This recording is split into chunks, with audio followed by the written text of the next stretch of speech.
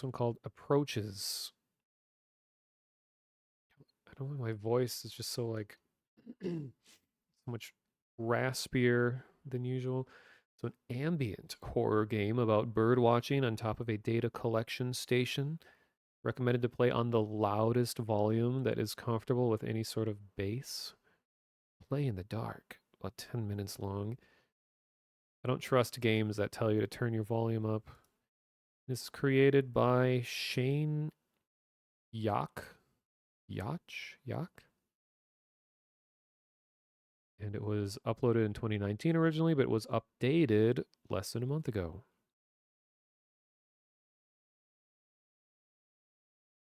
It's going to be Siren Head. I don't know. Not everything with communications towers is Siren Head. I hope not. So I'm kind of tired of that character. And it always annoys me about Siren Head is that it does not make sense for Siren Head to be making those emergency alert system sounds, that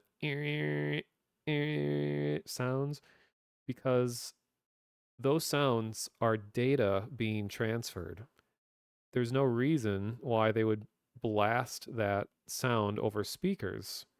A lot of people don't realize that it's not just a noise designed to get your attention, it's actually delivering information to radio systems that have these devices that automatically listen for those specific tones. It's called a same header, SAME, causes those machines to turn on, and it delivers information about what type of warning is being given. So, like, is this a flood warning? Is it a tornado warning? Is it a, I mean, there's like, actually, you can go to the wiki and it has a complete list of all the possible types of, like, this is America anyway. Other countries have their own systems.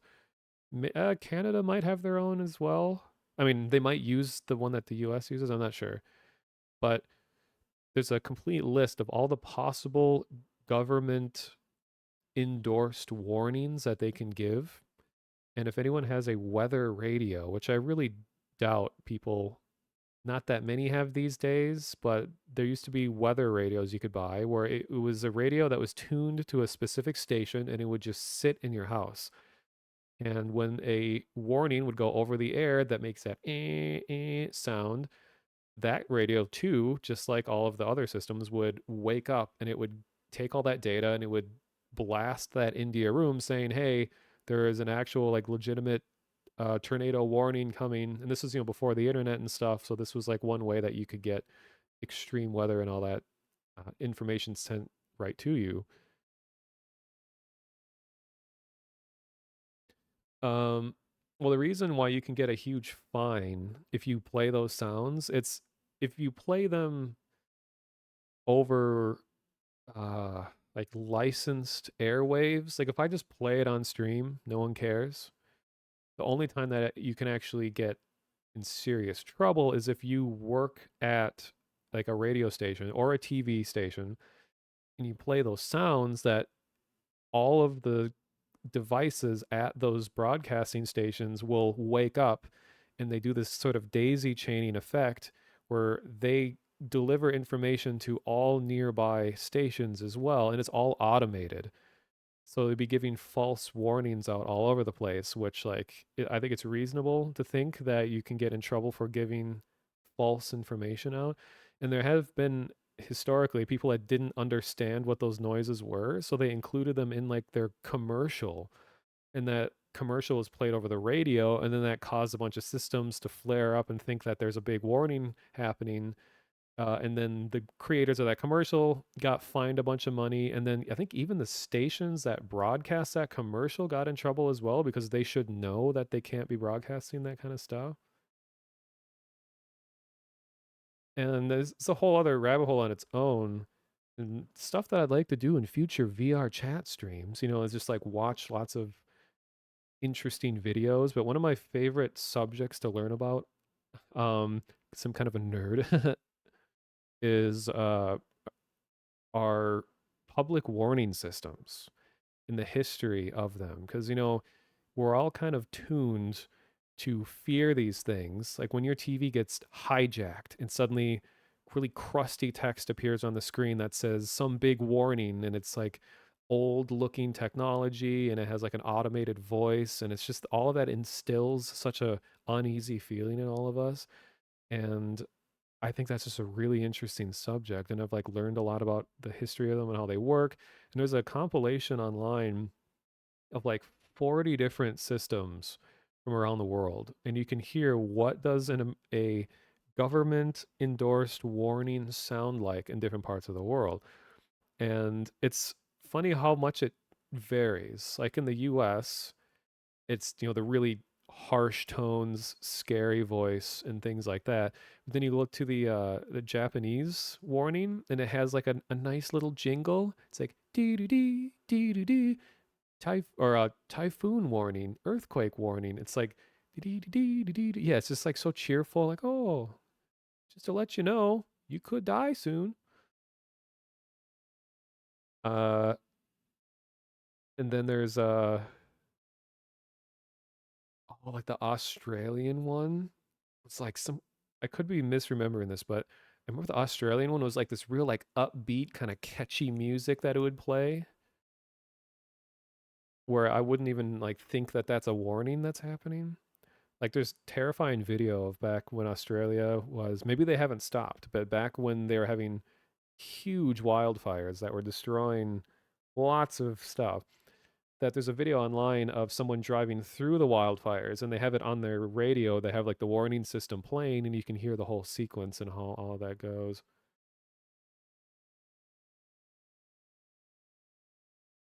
There was actually a concerted effort to change, in the US anyway, change from emergency broadcast system to emergency alert system.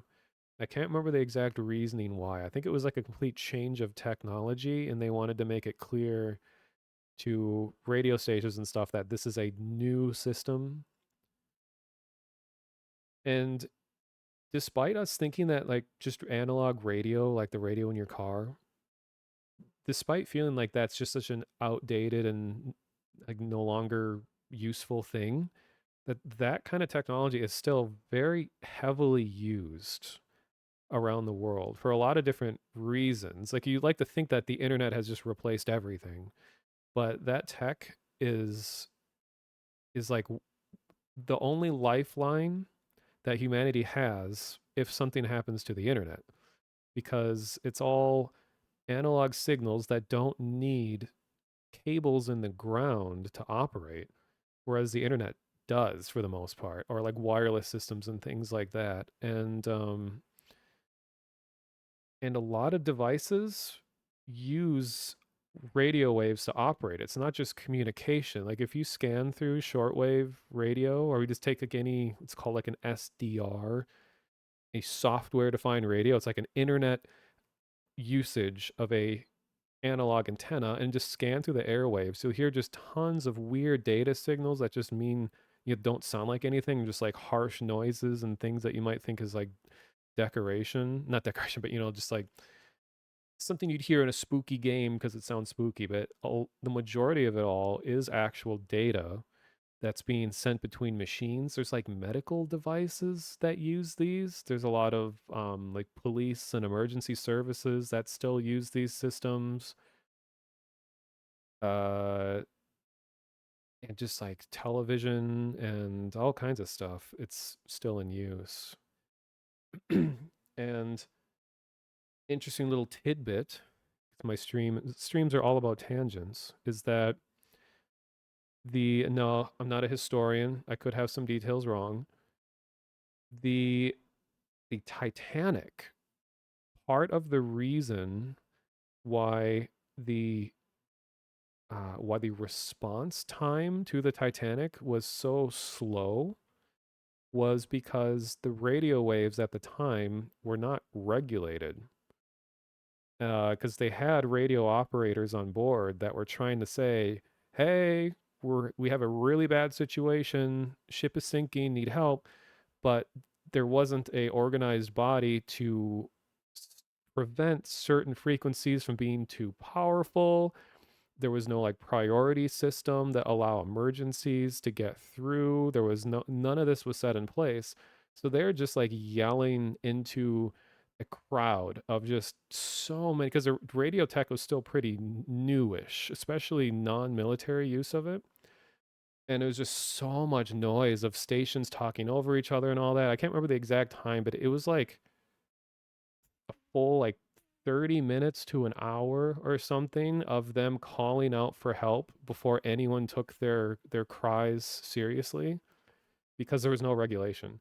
So I remember hearing about how that's kind of when the what's it called? Like in America it's the FCC, the Federal Communication Commission, that organization that people fear a lot of times, because like if you're broadcasting, well, because they have some say over the internet and stuff as well, but it's an organization that tries to stop people from abusing technology that broadcasts to lots of people. Like if you can't just put an antenna up in your yard and broadcast anywhere, because you'll get fined and shut down.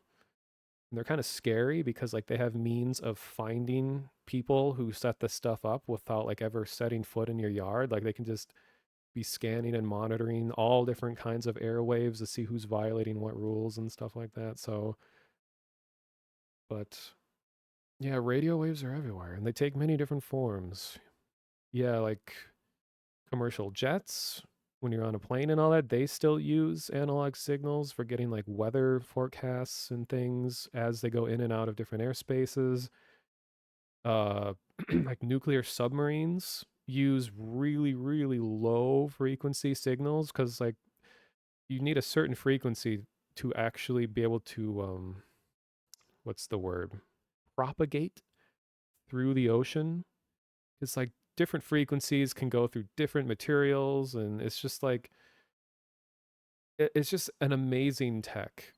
And for how relatively simple it is, it's like a miracle that radio signals, that humanity has found a way to turn them into a form of communication as far back as they did. Like World War I had people communicating over radio. Is back, it was like late 1800s.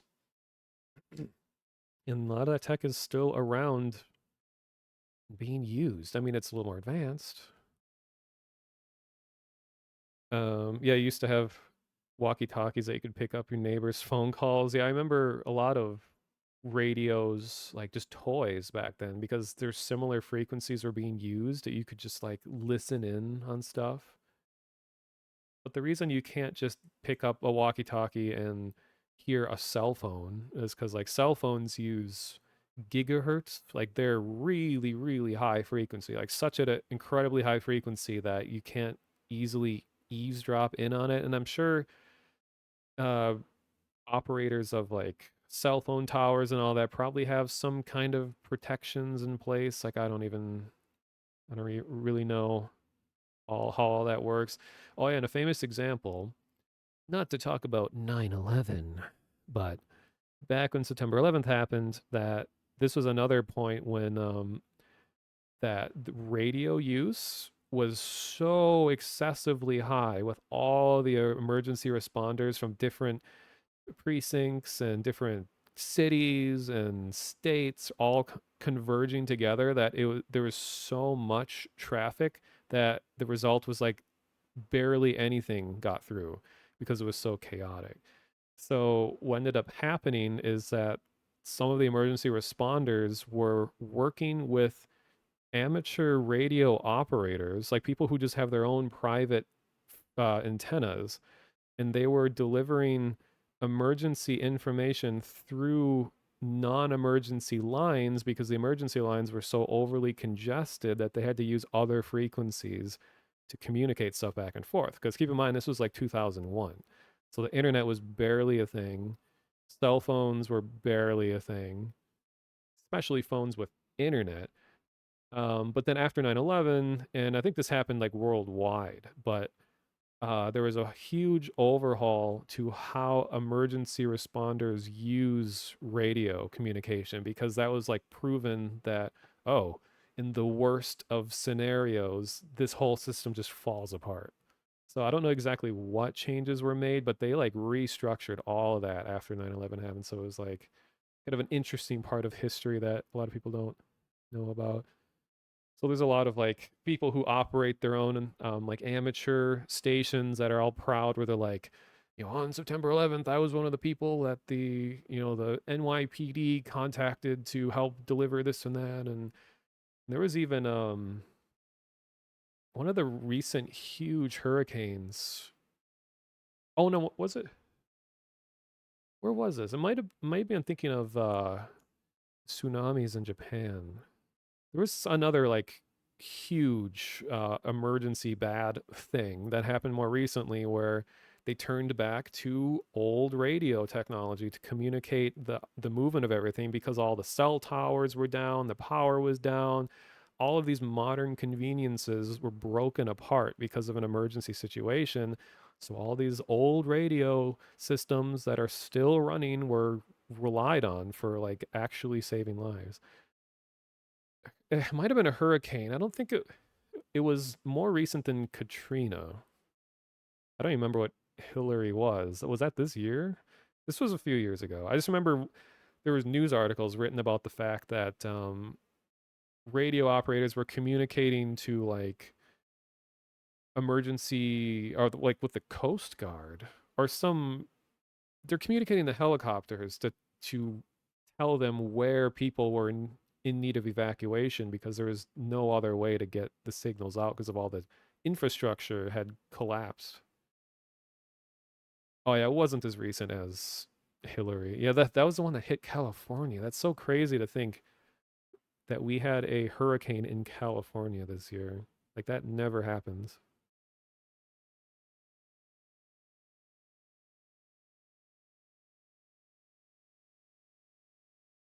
Well, anyway,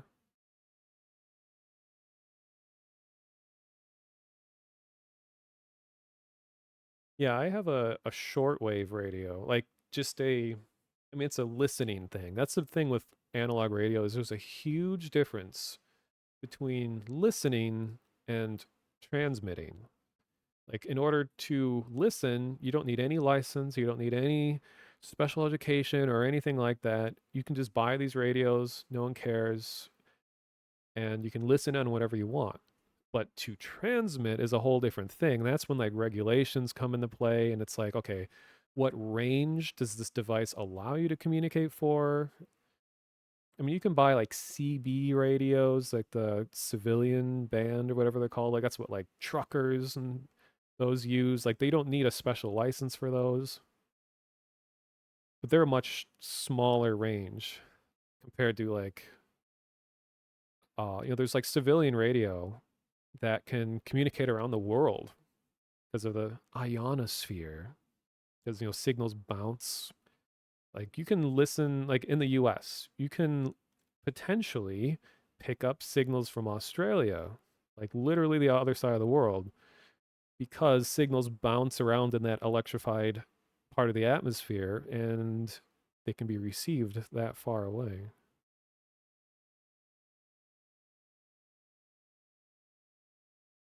So it's handy to have at least that kind of radio. Well, the thing is, it's like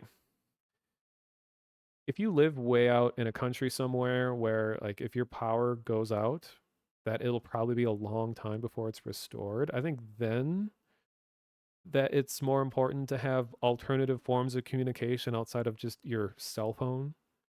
But um like if you live in a major city, if there's a big power outage or something, like chances are priority is going to be put towards you.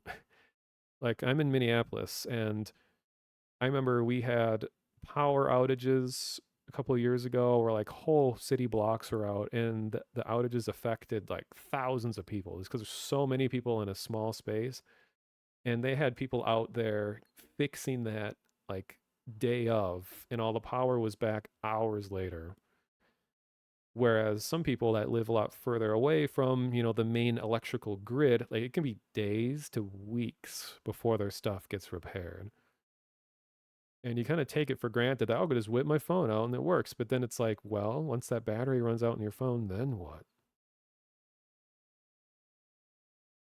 Uh, like I also had a moment where we had water, a water main broke, and that caused no water to be accessible for many city blocks. And I've learned that it's a lot scarier to not have access to water than it is electricity, because we really take it for granted how accessible water is in, a first world country. But suddenly it's like, oh, we can't use toilets. We can't just get a drink of water when we need it. Like these are urgent things that when you don't have access to, like you're resorting to, primal caveman mode like instantly. Like with electricity, it's like, okay, well, I won't have my computer, might not have air conditioning or heat or whatever for a while, which sucks. But when you don't have water and a place to, to piece and sheath, that is a whole other story. Now you're like, okay, I might have to literally shit in my backyard because the toilets don't work.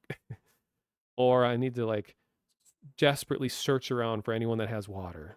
Like I have like tons of bottled water and I have like two huge jugs of water in a refrigerator at all times because I just remember back of how scary it was to suddenly not have water. And you can theoretically still use a toilet once after water gets cut off because water is still in the tank. You can flush it once and just pray that you don't need to flush it twice. And then you can fill the tank back up again. But do you really want to be using all of your drinking water to flush the toilet again? So then you're trying to consider like, okay, am I just gonna have to like actually just go like shit in the woods? So you're like running out of options. And when you live in a dense city, it is not as viable of a thing to just be like, oh, I'll just go outside and piss somewhere because there's no privacy when you're outside. There's always people. And if you're having this issue, chances are hundreds, if not thousands, of other people are also experience it. So with no access to water, like within that day, people are going to be like resorting to like dire primitive means to meet their you know, daily requirements of survival things. Oh hey, Strawberry, thank you for the raid. Here. Shout out Strawberry Rose Garden.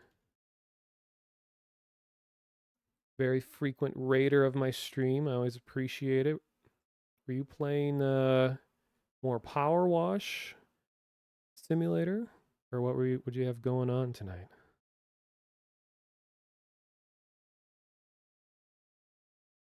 In Chile, you have water backup when lines are cut off and stuff. Yeah, like the city as a whole, or just cities anywhere, I'm sure they have like long-term backups of stuff.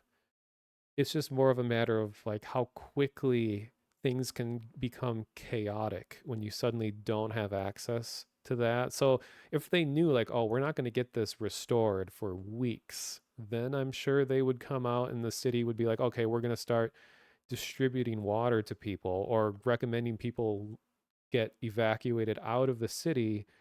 But if it's a question of like, okay, we don't know if this is going to be a day or a couple days, like if you try going a whole day with no access to toilets or water, it's like a scary situation kind of thing.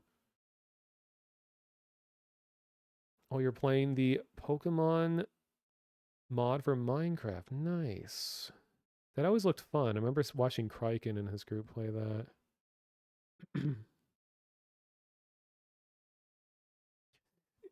Yeah, it's always I think if anyone raids at any time on my stream, it's always a weird time. I don't think there's ever been like a normal time.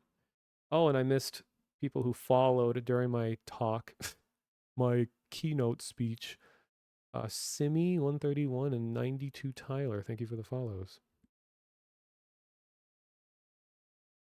Oh, and the very unfortunate name of Pixelmon because there was that whole NFT project that used the name Pixelmon a while back, and it was people are like, "Oh no, did that? Minecraft mods suddenly resort to NFTs when it's actually a completely different project that used the same name. It was very unfortunate. Well, luckily that project is completely dead and gone, so we don't have to worry about that anymore. Newly forged titanium, yeah.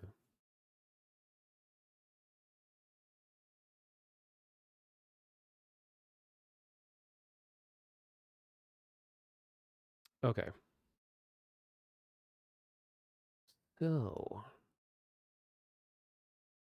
I'm going to play this game for real this time. That's how we got started on this subject, is because antennas, all things relevant to my interests. This is apparently a weird bird watching game, ambient horror game, they call it. Let's see what it's like.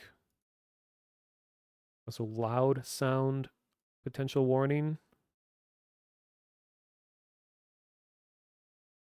All right, I got it lowered in time. I think we're good.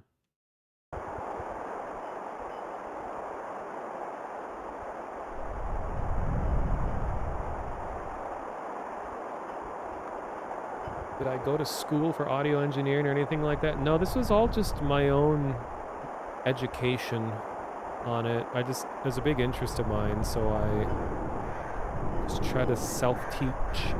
And I always highly, whoops. Sorry, game, 1 second. I always invite, if anyone is an actual expert on all of this in chat, to please correct me about anything that I say. It's always like meeting people who are actual experts rather than like internet reads wikis expert.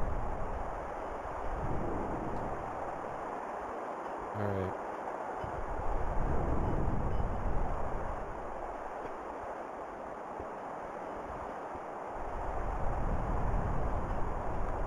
Man, this is what it looked like in my city last night. There was so much lightning, it was insane.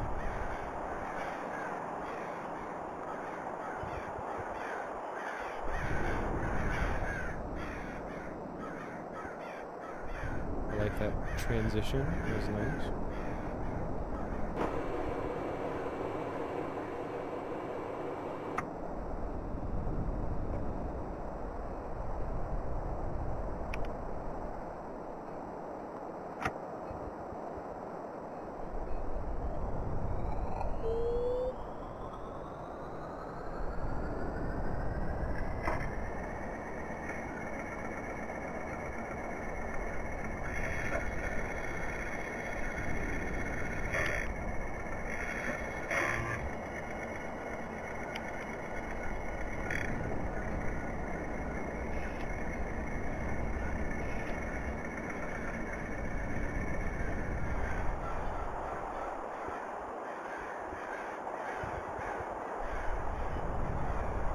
And this game has all of my interests. I love crows. I love analog radio. I love rain and lightning. It's got everything.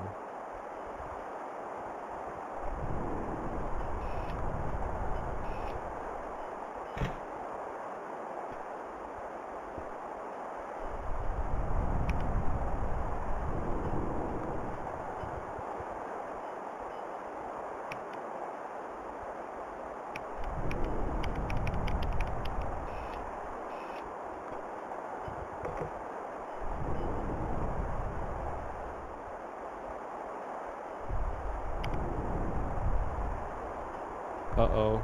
You might be right, Kane. I was hoping you weren't going to be right, but... Uh-oh.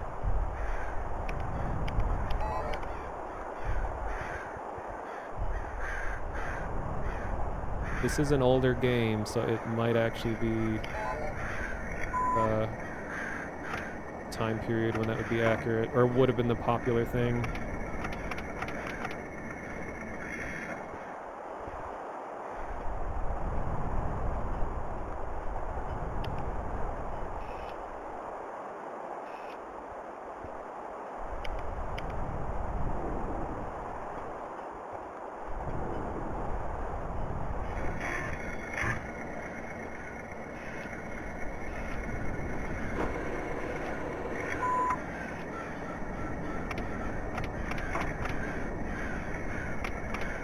think it's intentionally designed so that you don't know what you're supposed to be doing. And I like this. I like trying to like figure out a system.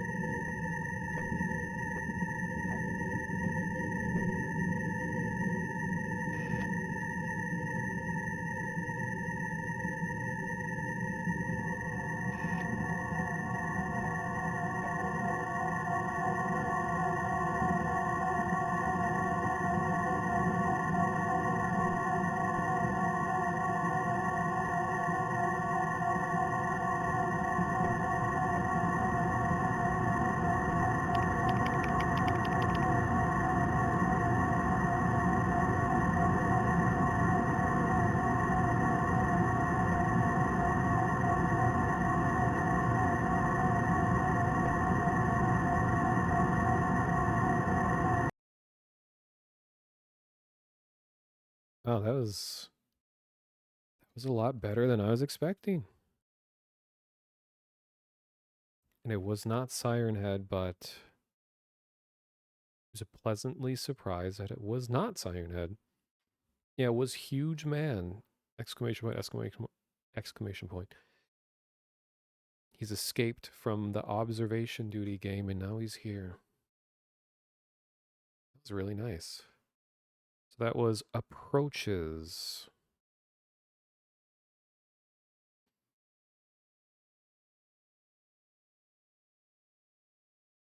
And for those people that don't know who Huge Man is, it's that one game called I Am on Observation Duty where you sit and you watch security cameras and you have to report the things that are wrong with each scene, and they can be any number of just obscure thing. Like oh, there's a void anomaly appearing in the floor. Got to report that.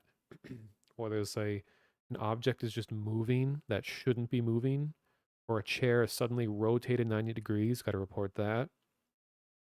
But one of the things you can report is Huge Man, which is It's a large man that just stands in your room in a kind of vaguely intimidating pose. He doesn't harm you, he doesn't look at you, he doesn't do anything, doesn't break anything. He just enters your home and stands there and doesn't leave. That's all he does.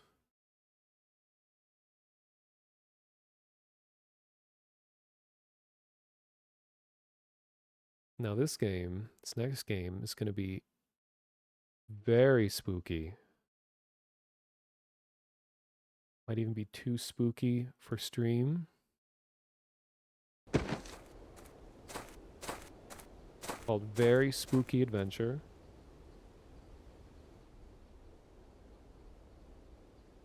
You're invited to the absolute spookiest Halloween party at Ye Old Haunted Manor, middle of Spooky Forest, on Halloween at 10 p.m. Monsters only, no humans. Made by Capello. Capello?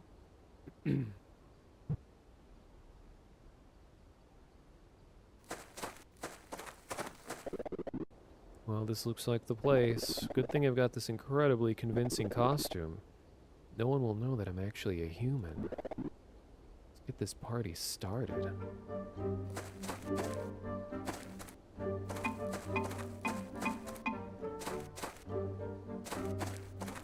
This is me if I were a ghost.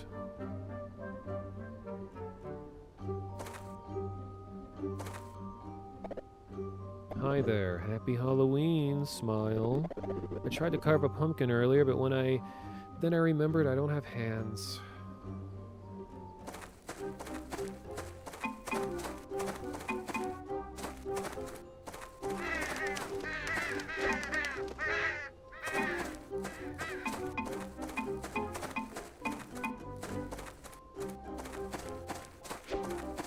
Yeah, get the next game.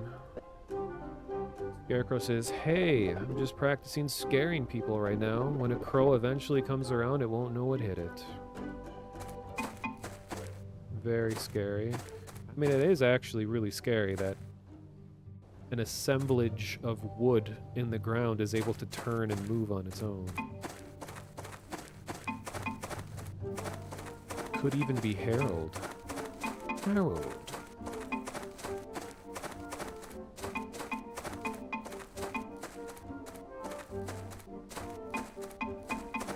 I like the marimba note every time you pick these up.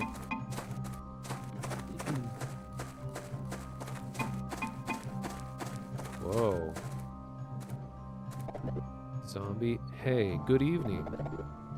How do I know that it's a good evening? Because it's always a good evening here in the spooky forest.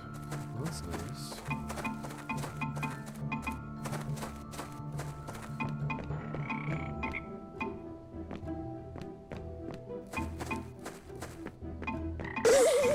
Oh my god.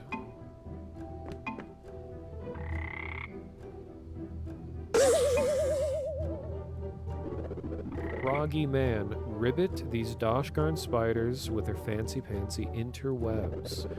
Ribbit, ribbit, the flies all get stuck on those dreadful webs while the spiders sit on their lazy bums. Ribbit, and there's not enough for us old folks to eat. Back in my day, we had to be quick and use our tongues to catch them. Don't know what the implications are there.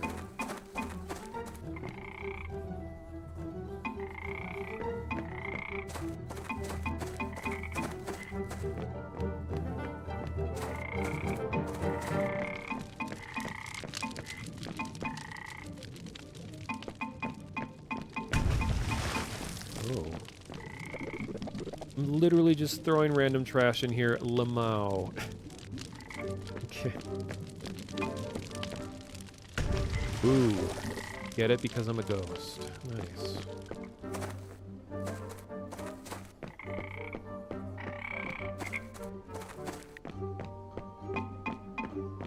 Thanks for the follow, Lixidia. Grave digger. Nice night for digging graves, isn't it? Haha, that was a trick question because every night is a good night for digging graves. Nice. Who's this handsome fellow? Grim Reaper. Oh, a customer. Hello, sir. Are you looking for a safe and comfortable journey to the afterlife? Well, you found the right Reaper. Got a special discount going on right now. You can be whisked to the afterlife in the blink of an eye today for only... Huh? You're not ready to go yet? Seems like nobody is interested in these... Nobody is interested these days. Business has been very slow. So slow that I've left the intern covering my shift at the Purgatory checkpoint, and they are holding up just fine. Here, take one of these fancy business cards. If you ever change your mind, give me a call. Nice. I'd like to have the Grim Reaper on speed dial. Whoa, I'm a spooky ghost. Spooks happily.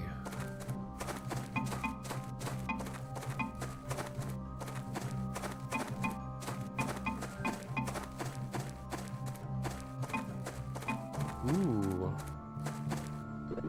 Werewolf. Yo, the moon is looking pretty good right now. True.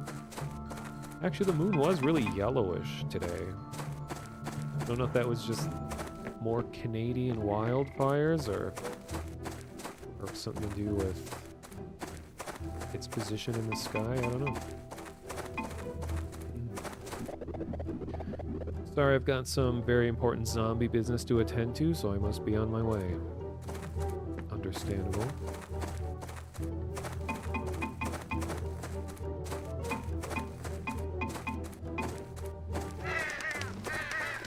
Oh my god, look at these guys.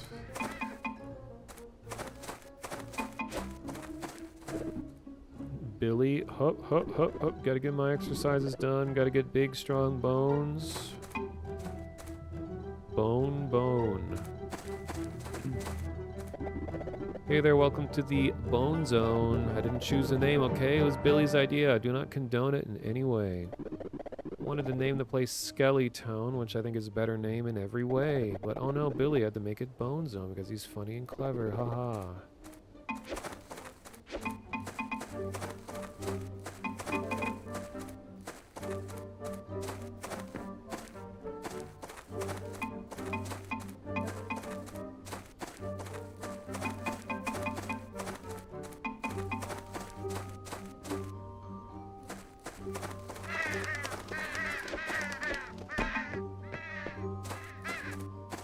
Almost at 200. Yeah, this is how would they say it these days? This is McLeod core music. Kevin McLeod.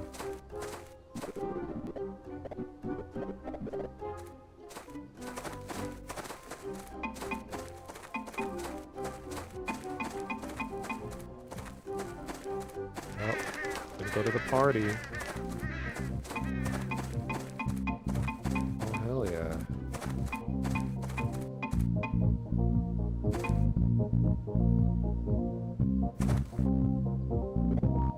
Halt!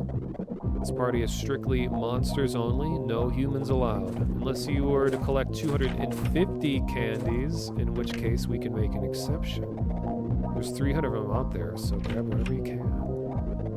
You only got 219. Come back when you found some more. What are these instructions here? No entry list. 1, Jerry. 2, Jerry. 3, Jerry. Do not let this man in. He is not invited.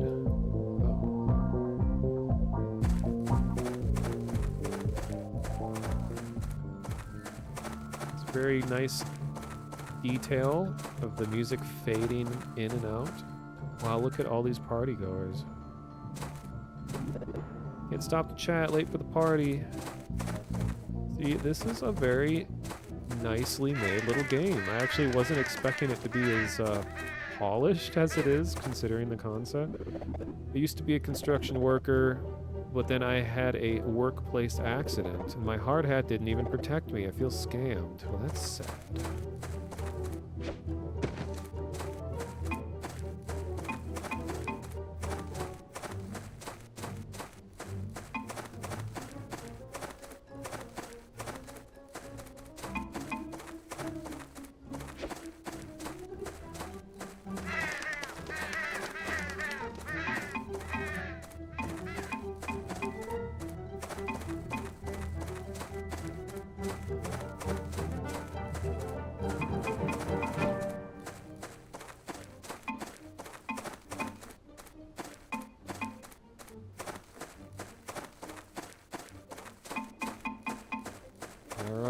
ready to go. Look, it's not... The difficulty is reasonable. It's at just the right pacing for what this game's trying to do. Like, they've really... It's a very well-made little game. Halt! You've collected 250 candies. Nice! With that, you may enter the party. Have fun. There's still 50 candies out there. Can you find them? The end. Thanks for playing and happy Halloween.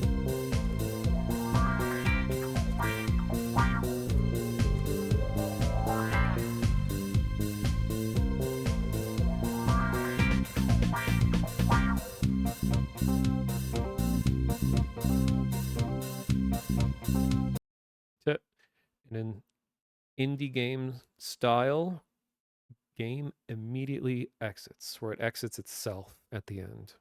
It's like the mic drop of indie games. It's just the game quitting itself when it's done. That's the end. Game's over. Go home. So that was a very spooky adventure, and it was by, look at the page real quick.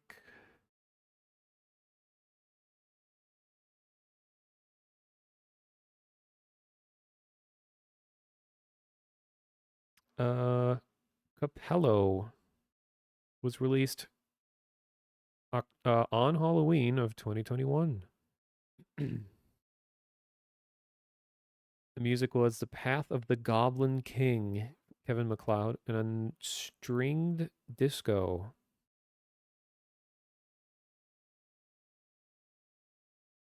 That was cute.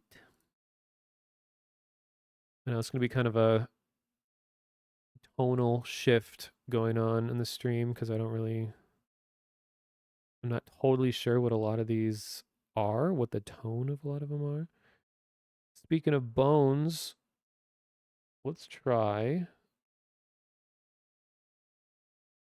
Boneroom. Boneroom. Boneroom is an ambient space operated, or is an ambient space operated by and for angels, loaded with bones and buttons for the celestial visitors to enjoy. Take your time, rest your wings, hang up your halo, and relax in the Boneroom. This project features music by Soft and Furious. For more, go to Chesmon Lyzier at bandcamp.com. With Bones from the Smithsonian Institution Digitization Program Office. We got authentic bones in the Boneroom. And the game is by Afterglow Games.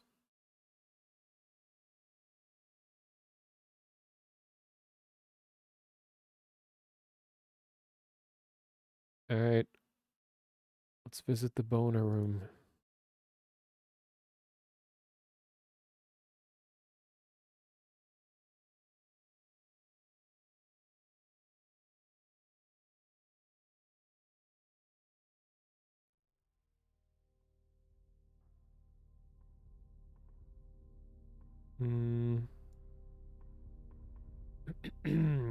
Dearest One, Boneroom was designed as part of the Angel's Toy Box with visual inspiration from the artist Remedios Varo. That's one of my favorite artists. Really good surrealist painter from like 1960s.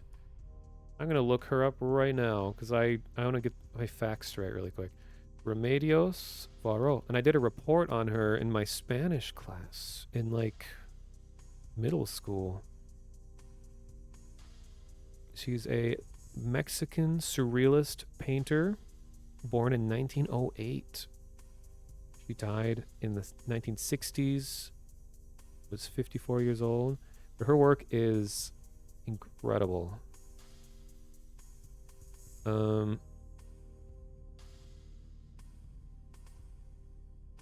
I'll very quickly show some of her work just so we can see the inspirations.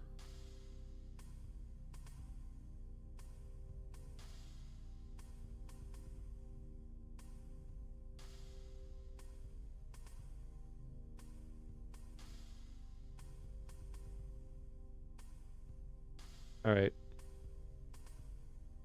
So here's some of her work. See, very just strange and surreal.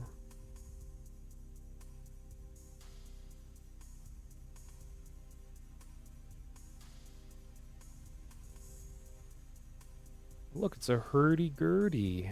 I'd never noticed that before. This is one of our most famous ones. Called Imbordando el manto terrestre.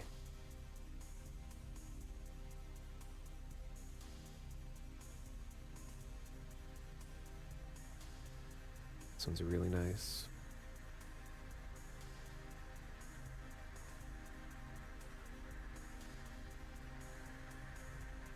All right. So visual inspiration from Remedios Varo and Leonora Carrington, and features bones scanned by the Smithsonian Institution digitization program. The bones are exclusively from primates, and most are of the Sumatran orangutan, collected in 1905 by William Lewis Abbott, a Philadelphia collector of natural and ethnographic artifacts, who at the time of his death was the single most prolific donator to the U.S. National Museum, now the Museum of Natural History, Smithsonian Institution. While Abbott's own letters and actions reveal an anti-colonial stance strong enough to have fought alongside the Malagasy in the Second Rebellion against French colonialism in Madagascar in 1984 or 1894. I wish every white man in the continent of Africa was butchered the same way. None of them. Wow, we're getting a message here. None of them have any business there, only to rob, plunder, and steal. What is more nearly everyone who has been in Africa admits the truth on it when he's cornered up. Letter to his mother, May 6, 1896. Damn. His own practices as a traveling collector were modeled after the colonial image of the scientist, Western Enlightenment fantasies, and fetishizing of indigenous people.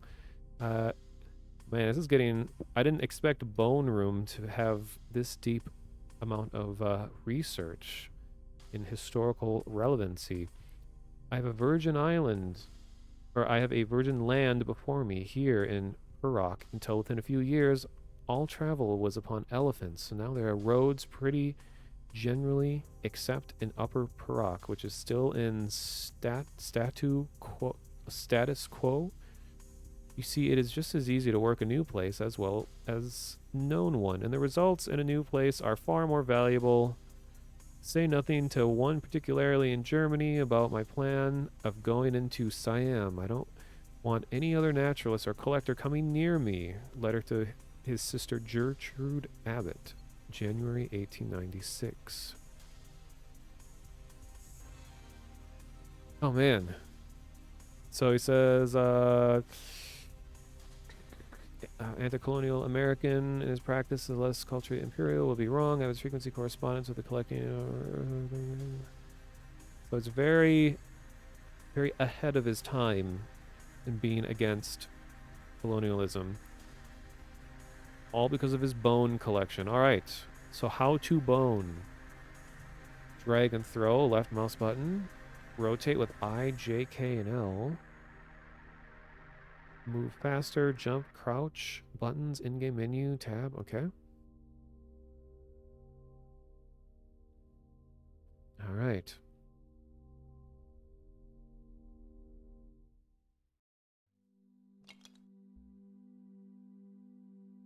Here are these Smithsonian bones, scanned from their archives.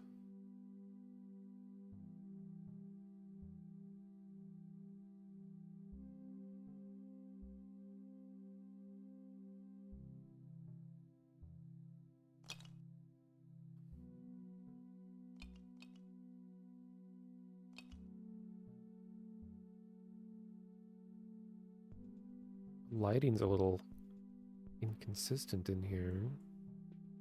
Maybe we can assemble an animal.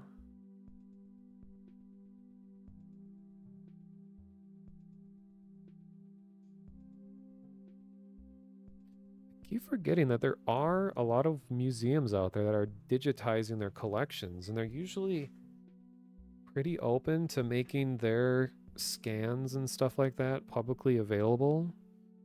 And I've in VR chat, I've ran into worlds of people just have like a 10 million polygon scan of like a famous statue or something.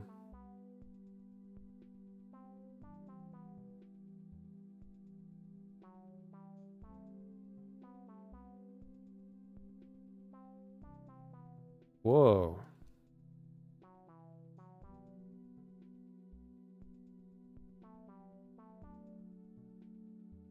It is interesting to think about bones and how like our skulls are formed in pieces. Like it's always inaccurate when you see in a game where they're showing a human skull and they have the jaw still attached, because it's like realistically when all skin and non-bone material is removed from your body, that your jaw would not hold together and your teeth would most likely fall out as well.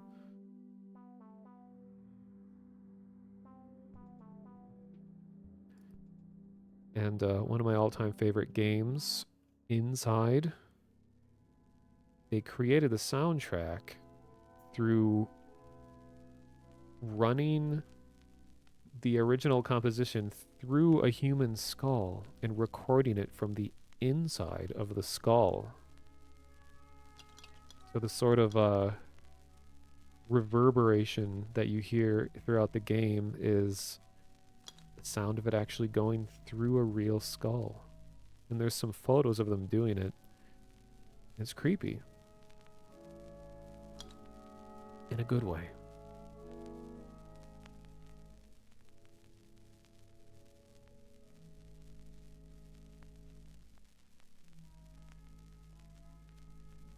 You recognize the song playing? Oh, nighttime bone exploration. Low gravity.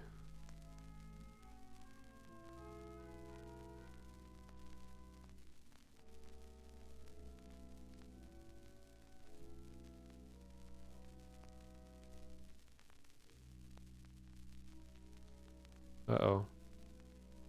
I'm dead.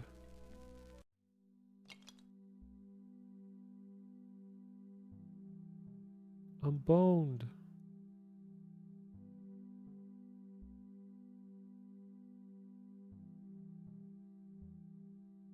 Being illuminated by the moon sun.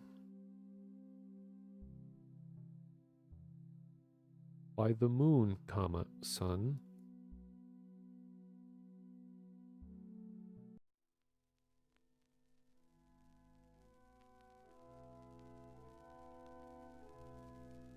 This is bizarre. Options menu. I'm pushing tab to turn it on and off, but the menu itself is like an object in the world. So you're not, you don't even have to be looking at it.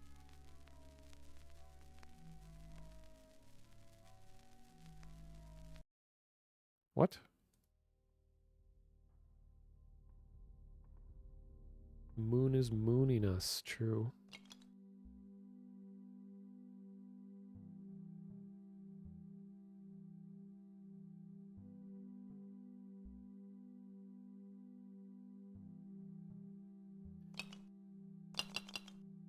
Wonder if these are authentic bone noises. Okay, I just want to see what this thing does, if anything.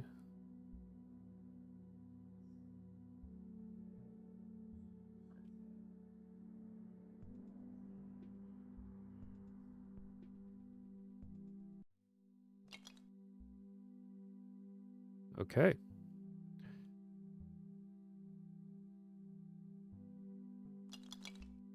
Well, I think playing with physics bones would be more fun in VR. It feels more tactile.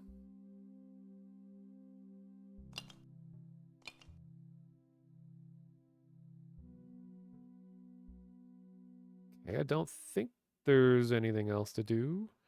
Oh, and it closes itself. You can build a bone bridge? I doubt it. Well, that was an interesting educational experience.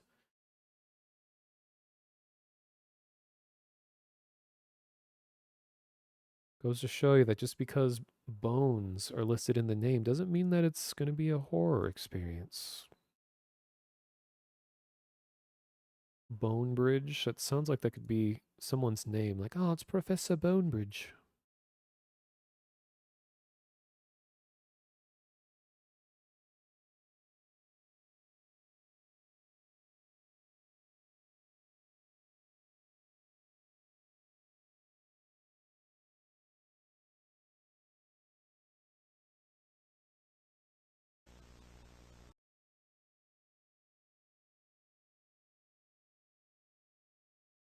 Okay, we're going to get some more analog horror. It's another very short one. This is called Discover the Ocean. The ocean, a world of mystery and secrets, but what lies beneath the surface? Brought to you by the Ocean Exploration Program. So hopefully we're not going to visit the Titanic wreckage. More WASD IJKO. Made in a few hours for the Dread XP Dredge the Depths Jam. All assets were either created during the jam or are Creative Commons licensed, gathered from various sources, with a few exceptions for fonts and a model of a tape. Because as an old person, I can say that no one ever called them VHS tapes. The word VHS was like rarely ever used. They were just tapes. So it's weird when people are like, yes, I have acquired the VHS tape. It's like saying, I'm going to put the DVD disc into the drive. The CD disc.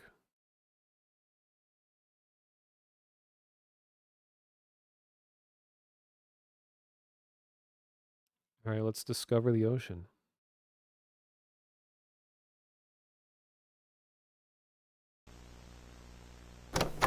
Oh God.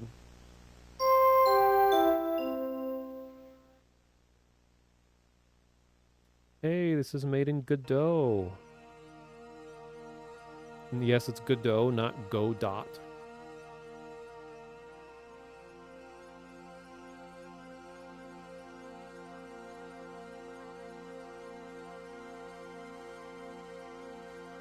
The ocean, a world of mystery and secrets. Today, only 5% of the ocean has been explored.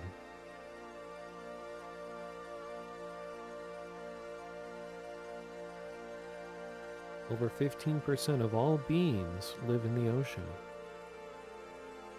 I feel like this is going to be loud. Possibly, even life itself originated from the ocean.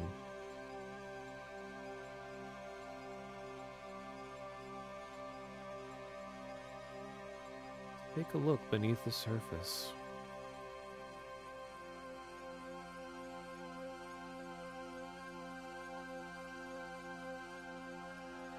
Well, we called 8 tracks just 8 tracks. I don't think we had to actually specify. The human body is not fit for exploring the depths. This is why we use CDPV. And I missed the last part. Controlling it is simple. Just use WASD.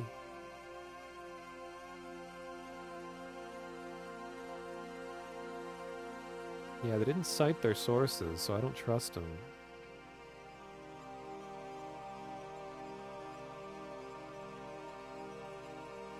I was a radio DJ at my university back in 2008, 9, and 10. And we used 8 tracks to do our closing sequence or whatever it was called.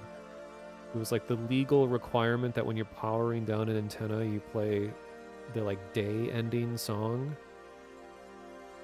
It's like, we'd like to thank you for listening to, and then it's like the call sign, and then the location, and then all this bit of information. So I got to actually use an 8-track player, and it was cool.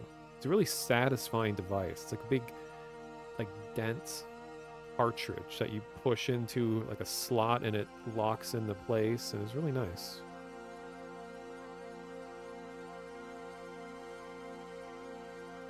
All right. I'm going to turn the sound a little bit further down because this might be loud equals scary.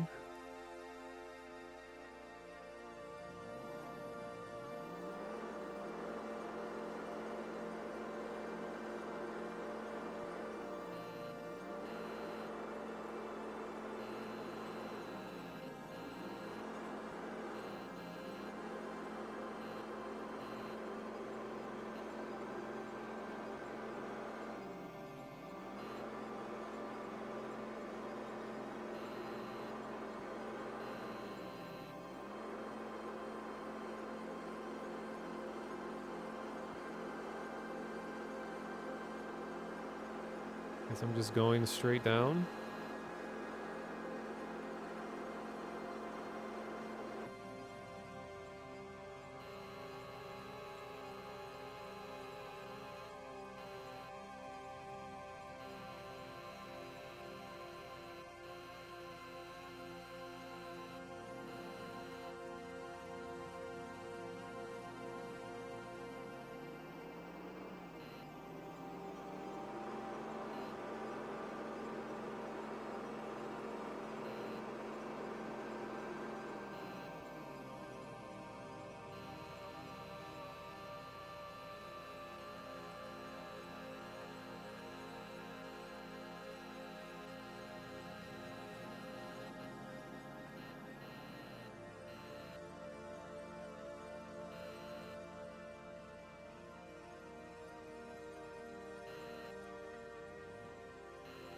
I don't think I can go any deeper.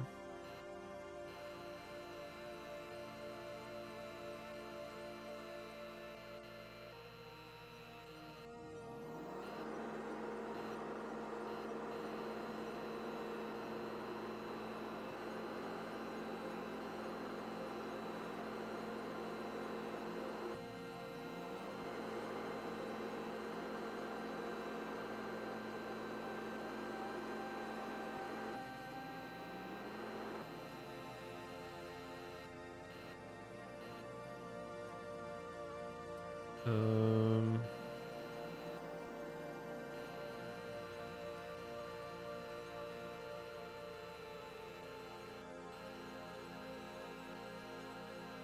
am I supposed to be finding something?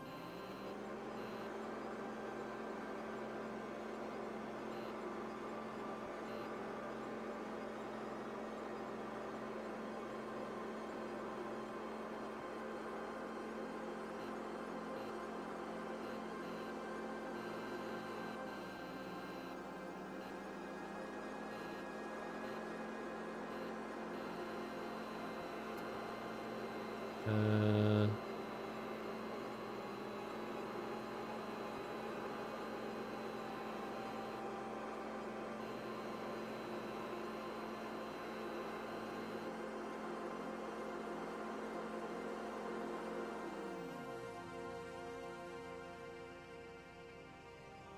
Not letting me go any deeper. Haven't found any marinara yet.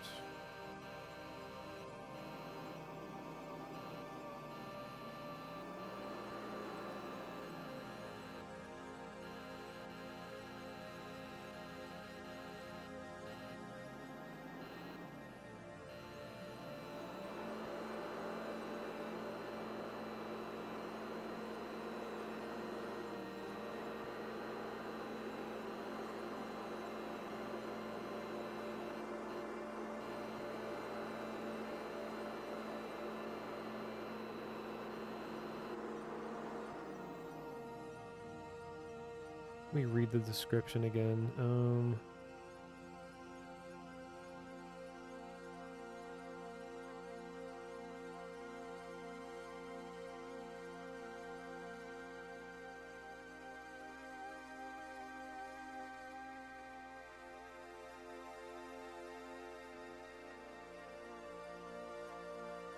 Huh.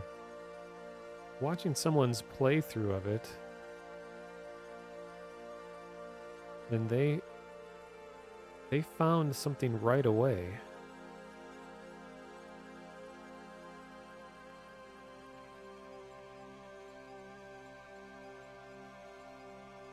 Okay, let me restart the game. I think I did something wrong.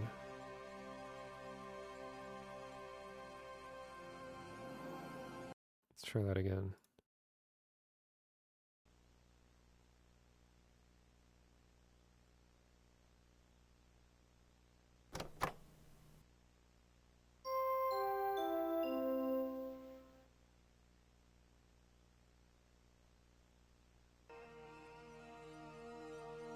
It's fascinating that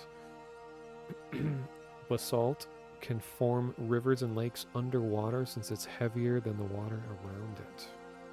Yeah, I've heard about underwater oceans. Okay, see if I can skip.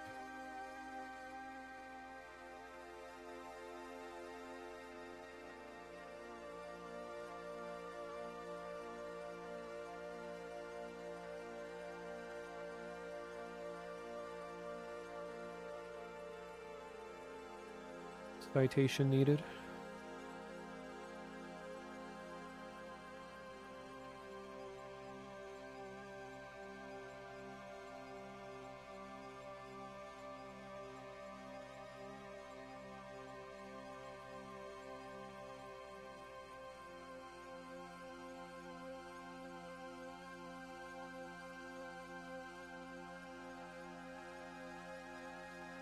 Ah. Compact driver propulsion vehicle.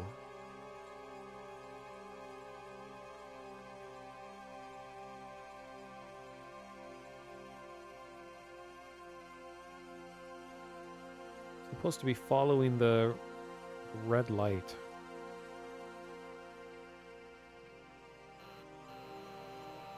Surprised it lets you just completely run away from it.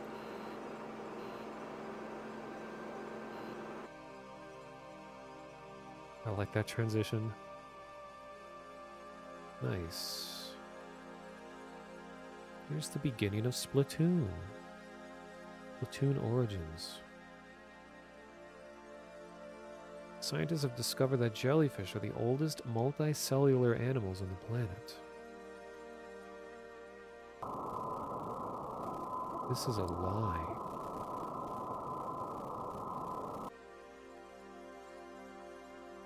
Let's explore some more.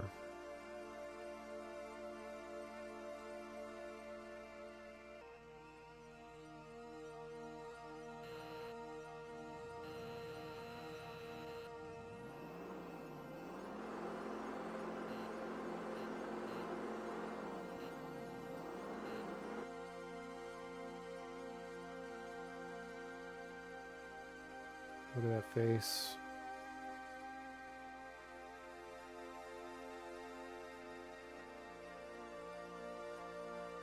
Sharks are one of the deadliest predators in the ocean.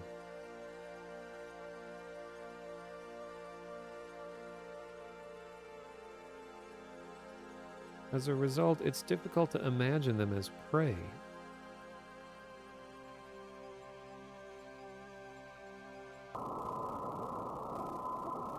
Everything is prey. Let's explore some more.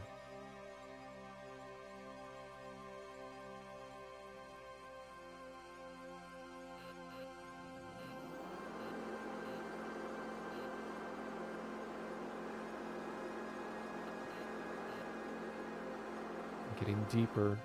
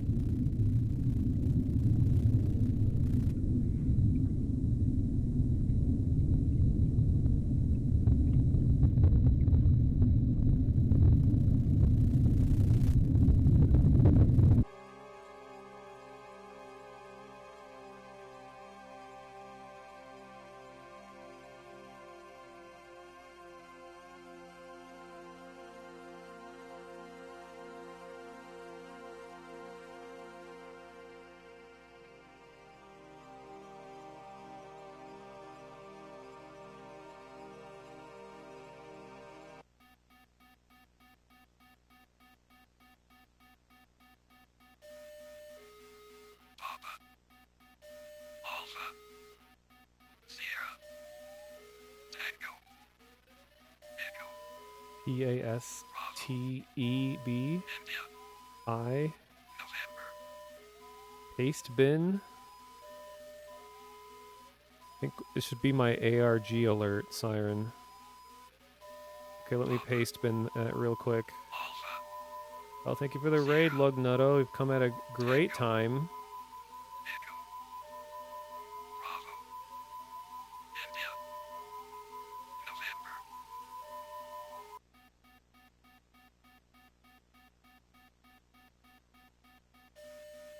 Here, I'm opening a tab to go check out this paste bin. Okay, pastebin.com/cx6th2sg.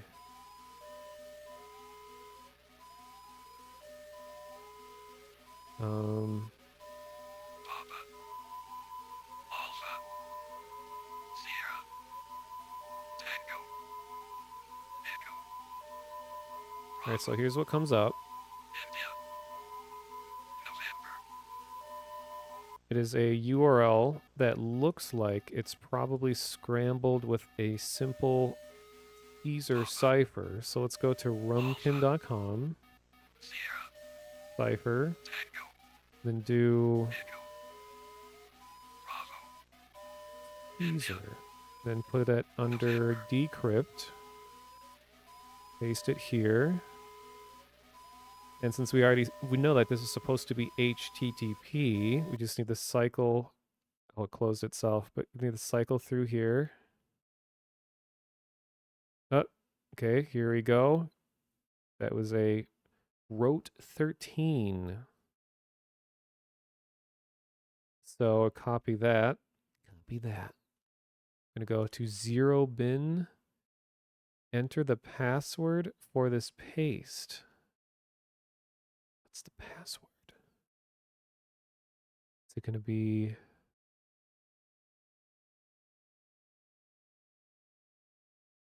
Could not decrypt. Wait.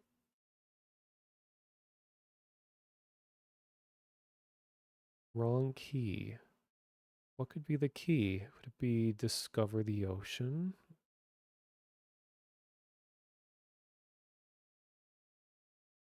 Or DT D wait, DTO?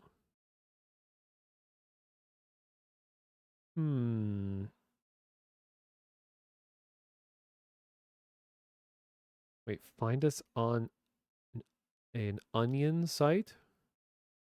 Do we actually have to go to the deep web? Not going to do that on stream.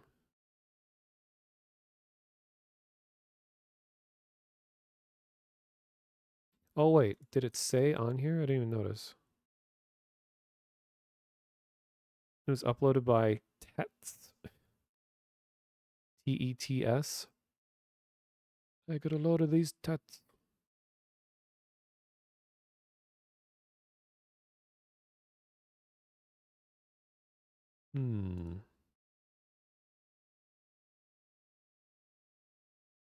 God, that's so bright. I wonder if it's just no longer functioning the way that it's supposed to. Is it not the code that was on the screen? Well, that was the paste bin to get here to where I got the URL that I went and Caesar ciphered to here. Yeah, I'm pasting that exact thing that was on screen. Did the game flash anything else that I didn't notice during that time? I don't know if anyone was watching. It says wrong key.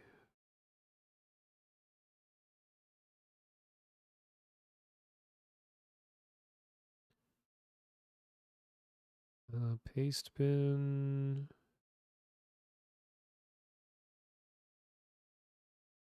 It's just this URL.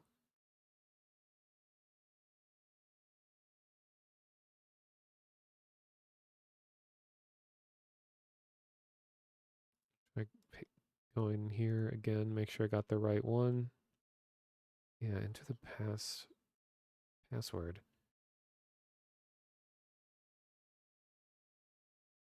Let's go to the dark web. I don't even have like dark web browsers. I don't know if I want to be going there. .onion.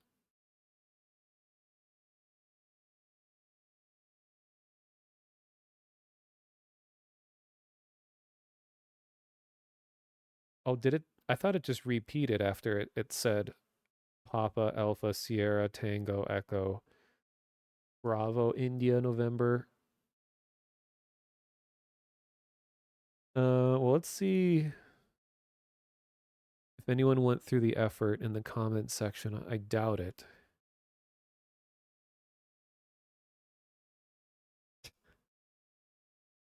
What is this comment?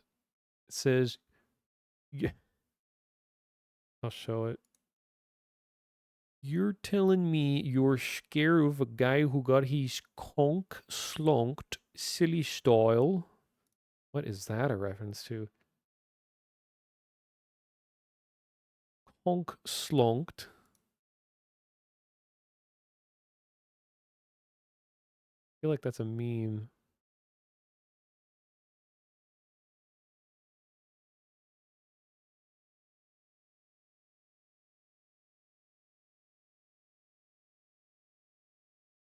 Comment, my girlfriend gave this game a try. Hey, I have a GF by the way, guys. Take a look at her video. People having trouble running it for some reason.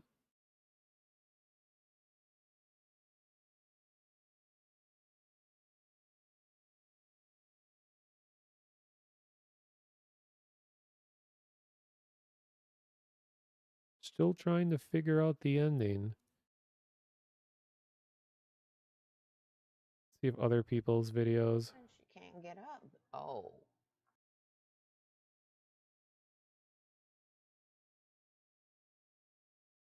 Oh.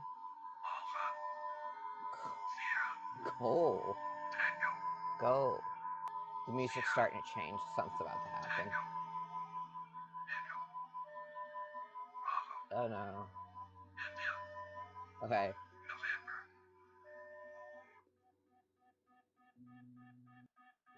Okay, nothing happened. So after Creepy Dude was done, it just ended the game. Okay, I think most people wouldn't realize that it was giving you a paste bin URL. Feel like there's something deeper, they say.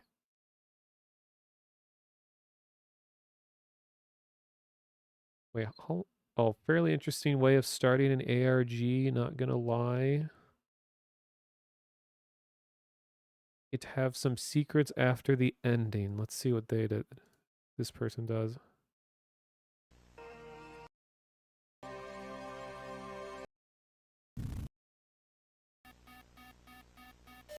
India, Papa, Alpha, Sierra, Tango, Echo, Bravo, B India, I November.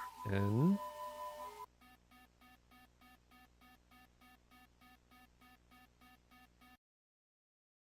Hmm.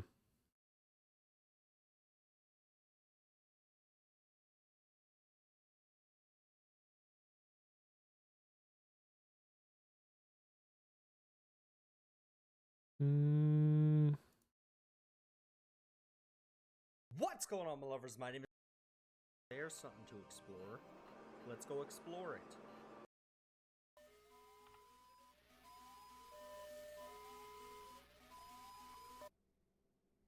And the game crashed. What the heck?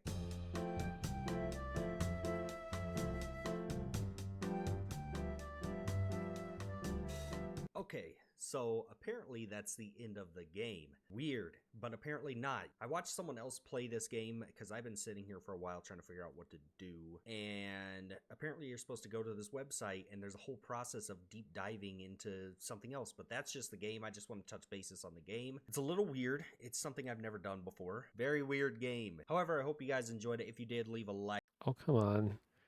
Could I just be the only one who's ever tried to get through here? Get through the rest of this? These are all uploaded 4 months ago, a year ago. Well, it's been out since 2021, so surely someone else has gotten all the way.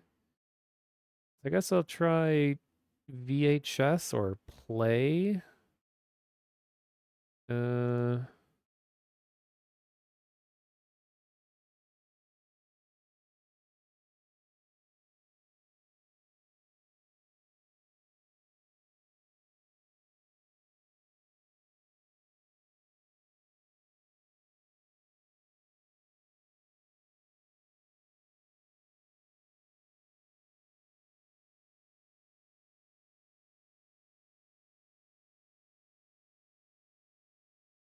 or maybe I'm misinterpreting this. Maybe this doesn't actually need a password.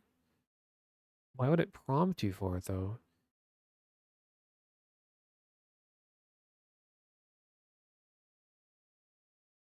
Because it gives me this onion address.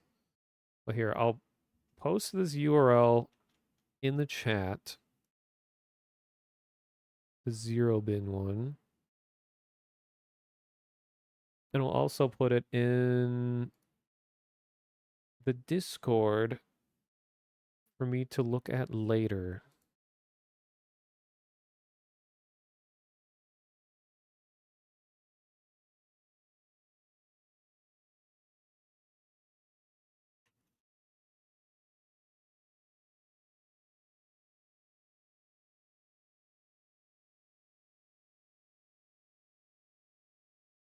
You have a Tor browser.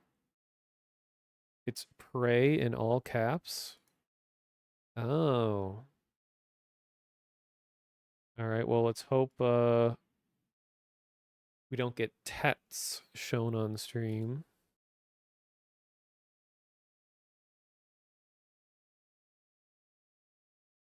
All right. Where did you find that? Was that, are you just super intelligent? Or did you, oh wait, they did mention it in the game. Okay, so we got We Are Prey, We Are Prey, a bunch of stuff that might be a decimal message. Ocean Exploration Program, Bloop, Julia, Train, Slow Down, Whistle, Whale. Like a breakdown of skeleton.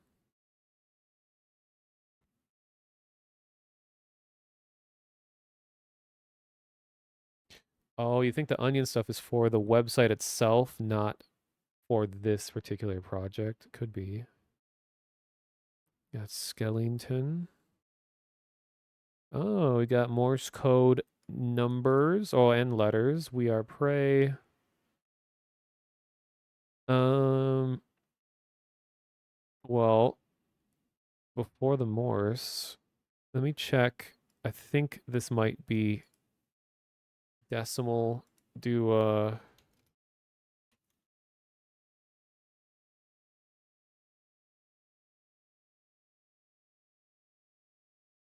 Here we go. I was right. It goes to this website. Oh my god. Neil.fun/deep sea. Well, we're going to have some fun with Neil. The Deep Sea, made with love by Neil Argwall. All right, cool. Atlantic salmon, manatee, striped bass, staghorn coral, polar bear. Going deeper.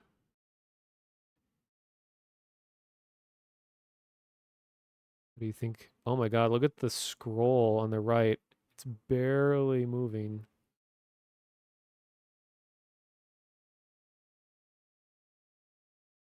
332 meters. This is the deepest any human has ever scuba dived. Set by Ahmed Gabar in 2014.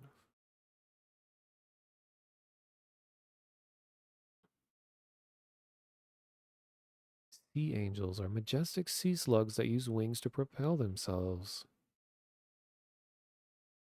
Going deeper.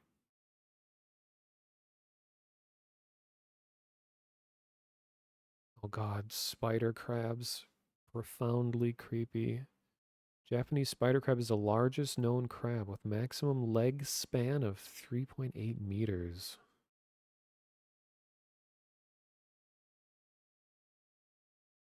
And the coelacanth were thought to be extinct until found alive in 1938. King crab, giant Pacific octopus, oarfish, monkfish, Pacific cod, Maris orthicana, Vigtornilla worm, sperm whale, leatherback sea turtle, Baird's beaked whale. Leatherback sea turtle are the oldest sea turtle species.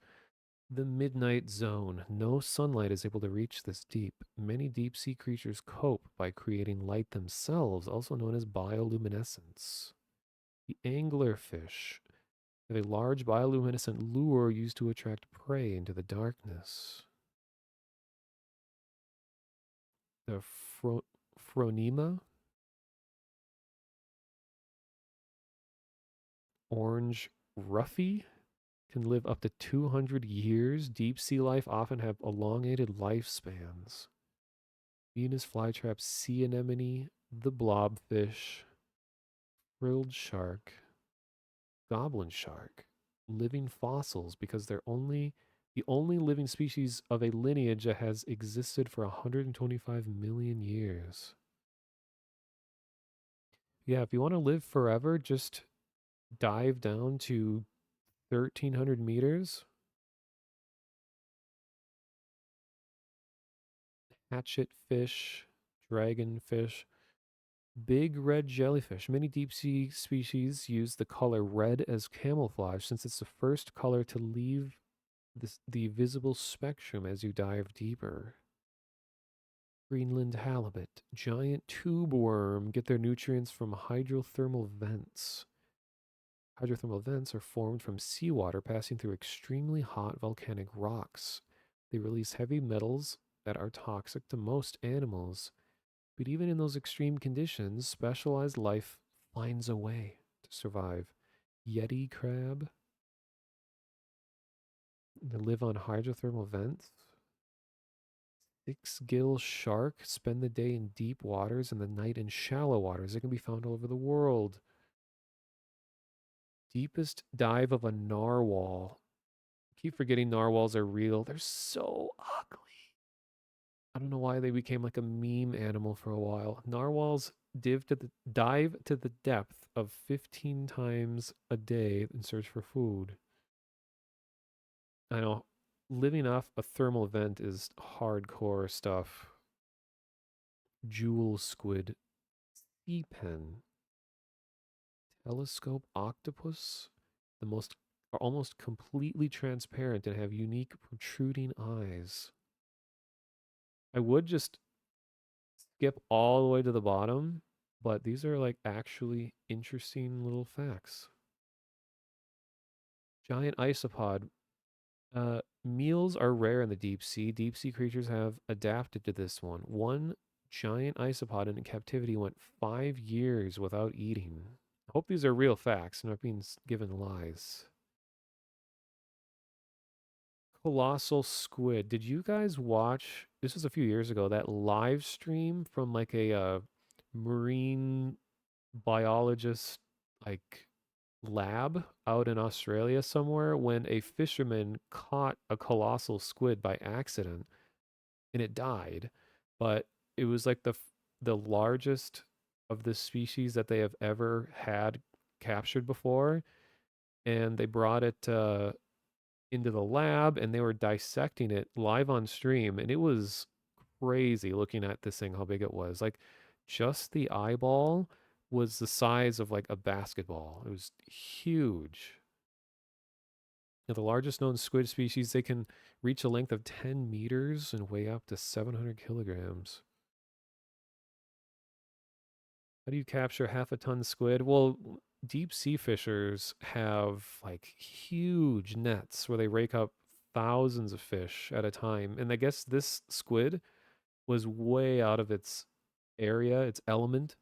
And I think they theorized that the reason that it was there to begin with is it died because squid are really dumb, and it died while it was going in too shallow of water for it to survive.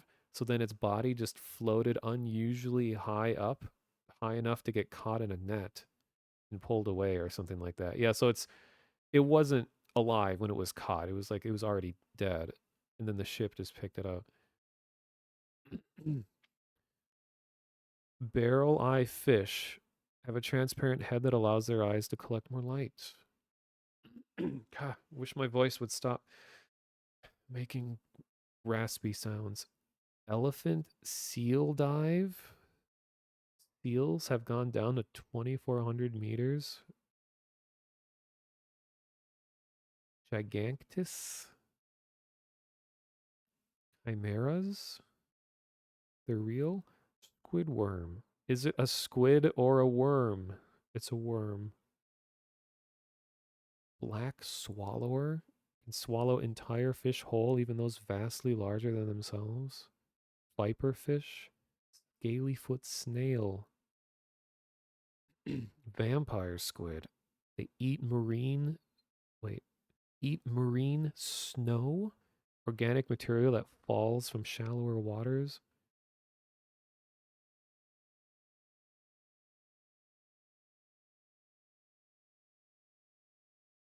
Headless chicken fish are sea cucumbers with wing-like fins that allow them to swim. Zombie worm. We're getting into some like Morrow trauma stuff here. Cuvier's beaked whale dive.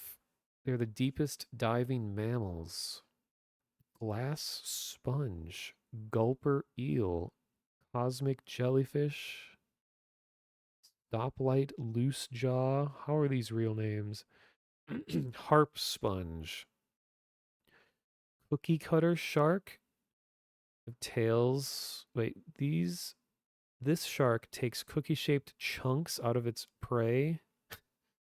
Okay. Lizardfish. Flabby whalefish. Rude. This is the average depth of the ocean, but in some places it goes even deeper. Much deeper. Oh, too soon. Titanic wreckage on April 14th, 1912. Funny thing, I was just talking about the Titanic, completely unrelated, like several games ago, and now here we go. 1912, the Titanic sank to its final resting place at a depth of 3,800 meters. Patagonian toothfish have antifreeze proteins in its tissue to prevent freezing in sub-zero temperatures. Dumbo octopus. Look at this. Look at this man. Can I zoom in, or is that going to break everything? Okay, I can zoom. Look at this. Incredible.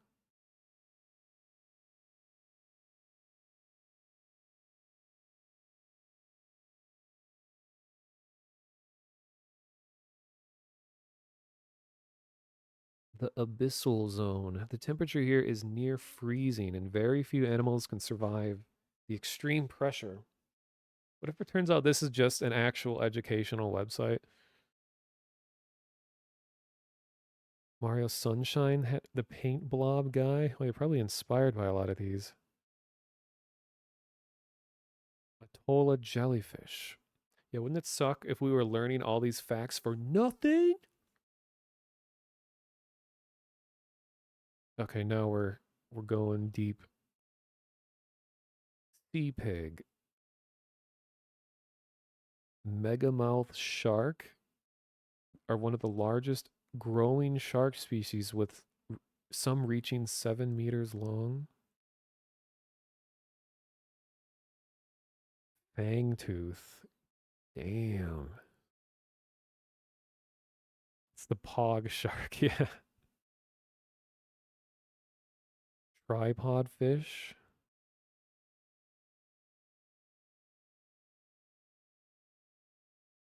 We're at 5,000 meters. Caridia? Was anyone watching that Twitch stream where they had a live deep ocean exploring sub? And it was just like taking pictures of, it was like a like robotic sub that had a camera on it, and they're just taking pictures of deep sea things. And I could swear I saw one of these. It was like a goofy little fellow looking thing like this. And they're becoming memes. Like they're adding emotes to their channel of these things.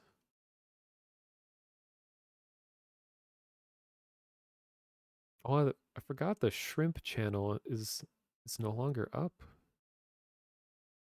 Faceless fish. That's right. Like the deeper things get, they no longer have sensory organs that are needed for like visible light because there is no light. So they just become just blobs of things that exist. They can't perceive, but they exist. I mean, they can probably feel vibrations.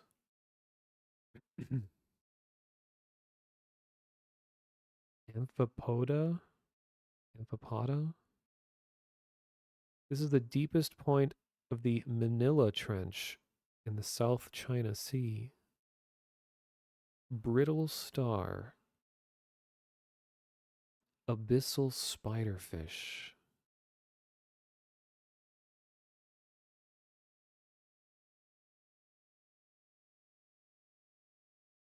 We're going. The Hadal Zone. Don't know if I'm pronouncing that right. More people have been to the moon than the Hadal Zone. Most of the Hadal Zone takes place in deep sea trenches. Deep sea trenches formed by the process called subduction, where Earth's tectonic plates meet and push together. Oh man, USS Johnston shipwreck sank in World War II and is the deepest shipwreck ever found.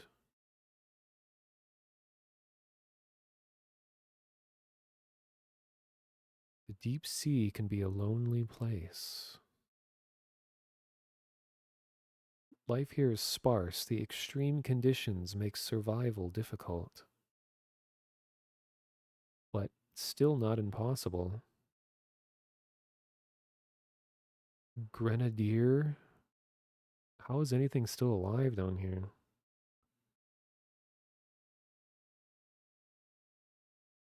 Titan? That's just like a cell?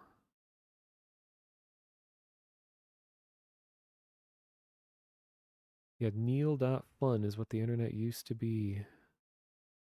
So little is known about life in these deep environments. Almost every expedition uncovers something new.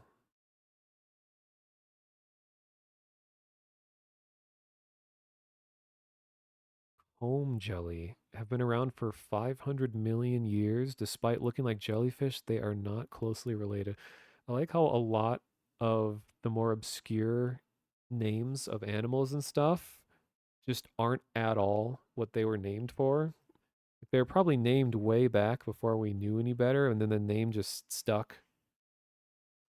It's like, oh, here's the striped tiger lion. Oh, by the way, it's a wolf or something.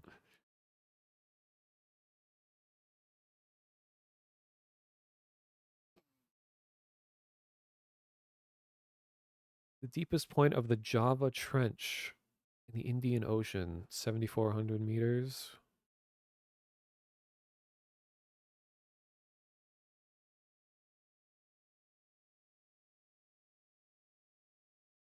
We're almost at the bottom. The Hadal snailfish.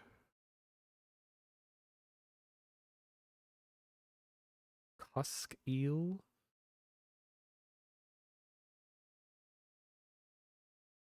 Lowest point of the Puerto Rico Trench at 8,600.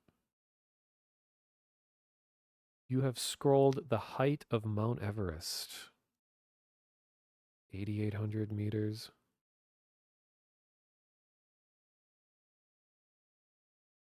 Many probes and submarines have been lost trying to reach the deepest parts of the ocean. January 23rd, 1960, about 9 years before the moon landing, humans went where they never had before. Seen 9,000 meters. Two men, Jacques Picard and Don Walsh, on board the submarine Triste, slowly descended into the Mariana Trench. Oh wow, look at this web design. Now the sub is with us for the journey. Their goal was to reach the Challenger Deep, the deepest point of the ocean.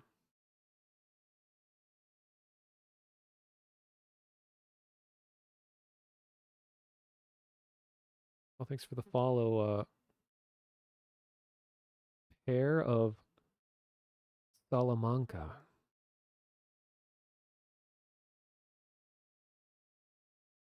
The submarine used a rebreather system that would later be used in spacecraft. There was barely enough space inside the pressure sphere for both of them.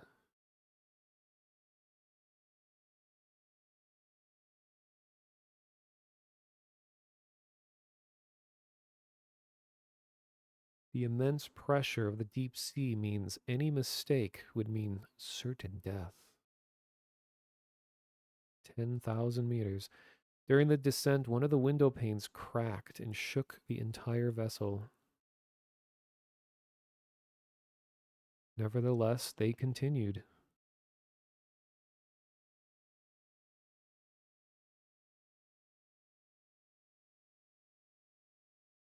Even at these unfathomable depths, Jacques and Don could still see life out the window. Life can survive unimaginable environments. The Hadal amphipod.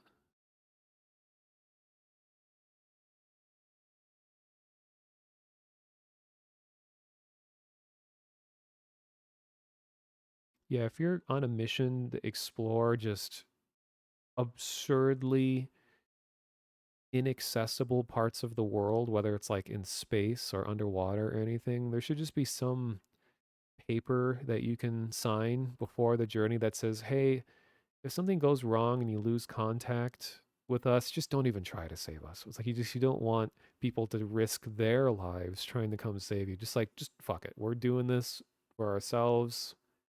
If we die, just leave us. Maybe there is such a thing. I don't know. That'd be the worst thing. You making a mistake and then more people trying to help you ruin their own lives trying to save you. After 4 hours and 47 minutes of anxiety and claustrophobia, 4 hours. They succeeded and became the first humans to reach the deepest point of the ocean. 10,800. The Challenger Deep.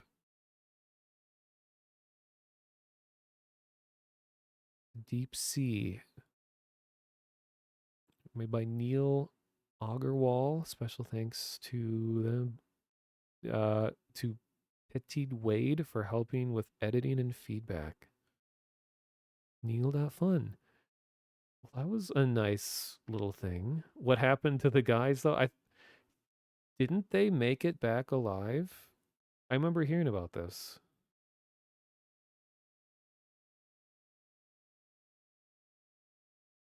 There was at least one case because there's, when the recent Titanic wreckage thing happened, there was a whole bunch of videos that came out of similar situations. Funny thing. So that was just one of the things that we got from this little like ARG thing. So we got that was up here. Now I could bore everyone to death by manually decoding this Morse. Here, let me do something.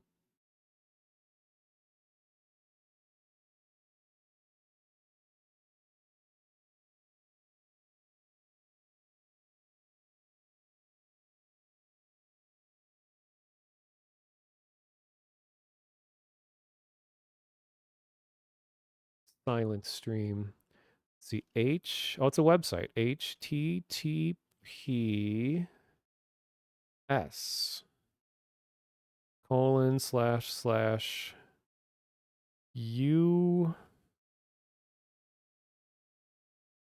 Okay, I'll do some of it and then I'll just use a script to decode the rest, but this is good practice. UEB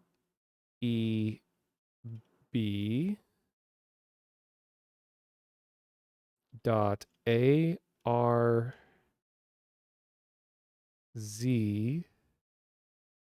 HMJ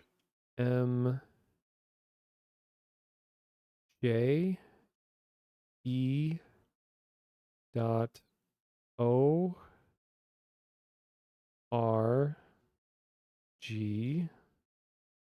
slash WEB.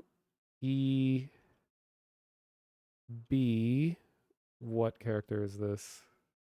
I'm guessing some weird thing like a hyphen, maybe?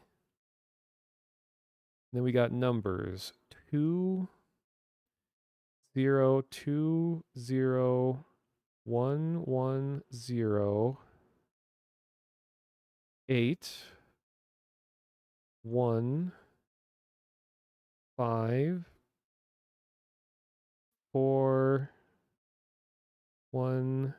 Oh, it's probably an equal sign, judging by how this looks.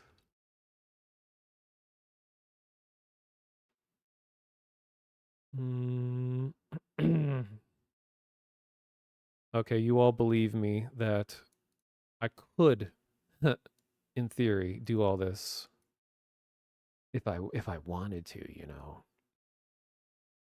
Just use a thing to solve it automatically.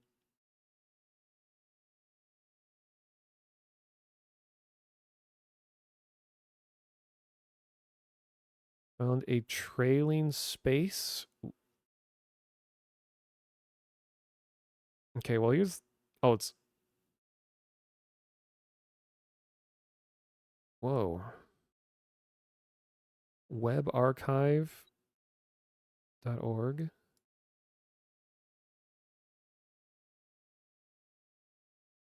Oh god, it's all caps.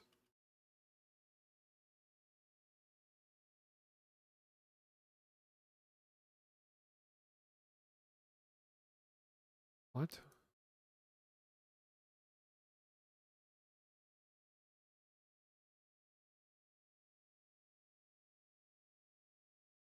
Okay, something went wrong with that.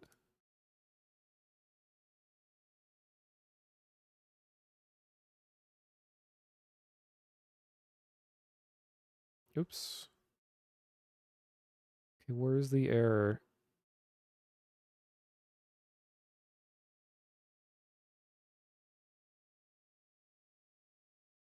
Yeah, welcome to the exciting world of ARGs. Oh, it was just that.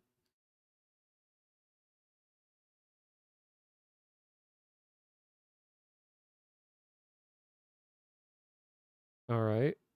Is this just gonna like link us to educational materials?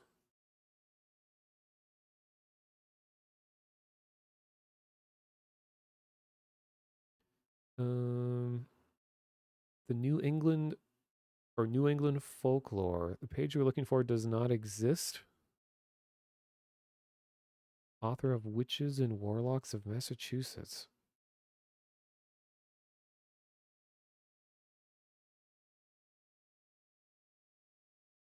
Fish monsters from Newbury. Oh, I didn't get all of it copied. I think that's what happened. So what is this? Oh my god.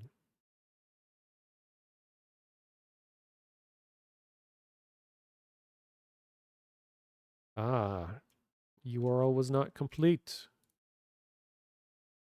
Newburyport. Still doesn't exist. Can I just manually look for it? Newburyport. A pickle for the knowing ones. Lord Timothy Dexter. Okay, there's a lot of Newburyport. Oh wait, was this it? Are the deep ones real? Okay, whoa, I'm not going to read all this out loud.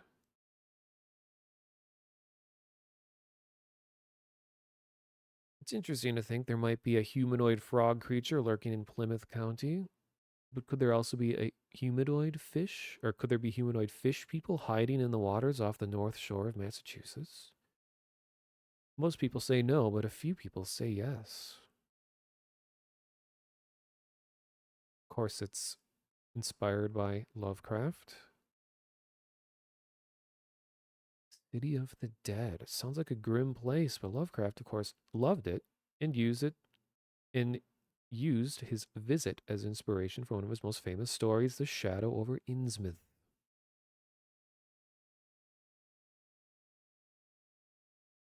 Okay, well, if anyone wants to read that, I'll put a link to this site in chat.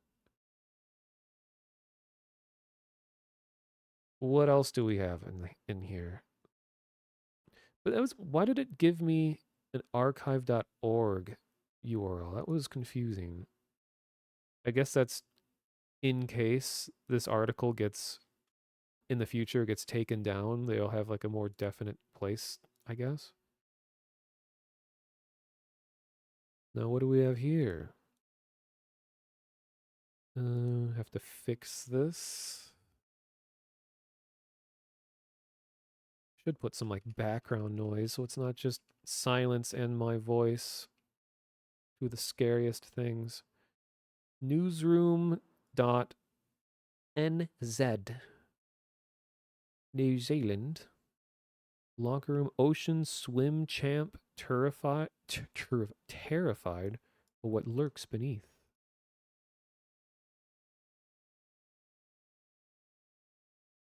Yeah, I tried copying it with the archive thing. Wonder if it's being in all caps is causing it to not go correctly. Like if I go, there's a really useful set of tools, set of skills. You go rumkin.com. He has cipher tools, which are like putting something in all lowercase. There's a lot of times on the web, all capitals count. Well, there we go. That was the problem. So I wonder if these things were just like inspirations for the little game that we play by the developer. Ocean swim champ terrified about what lurks beneath.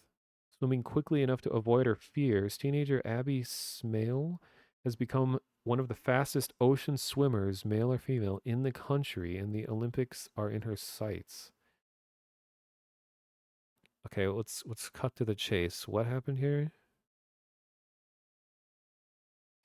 It's just not knowing what's under you. If I see a shadow, I freak out. Sometimes I see my own arm while I'm swimming and think something's following me. So I'll just start swimming faster and I get into a sprint.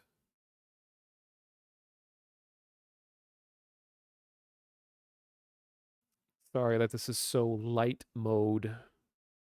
It's burning my eyes out too. I do have like a browser plugin to invert bright websites, but I'm in incognito, so I don't think it would work.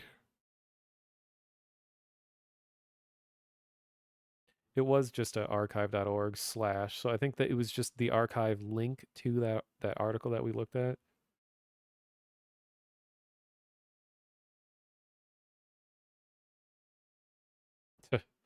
Now she's preparing to make her mark in the pool at the New Zealand Swimming Championships in a fortnight. Okay, but where's the spooky part?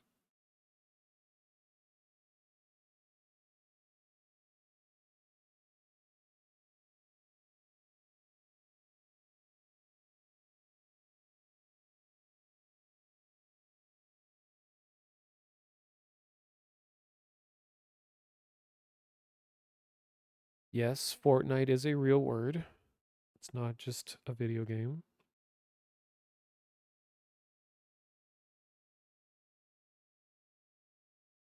So why is this story linked?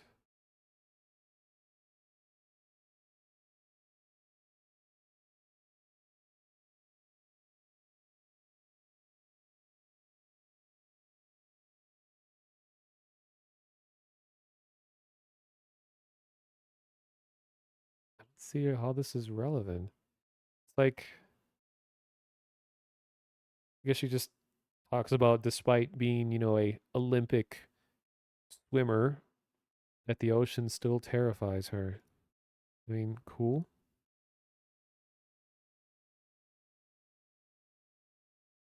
Then we got OEP, which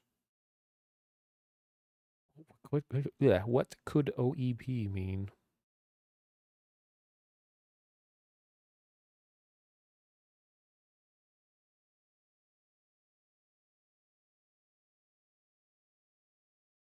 Uh, so these are just some ocean related spooky things, like the bloop. I'm pretty certain I remember reading that the bloop ended up being figured out.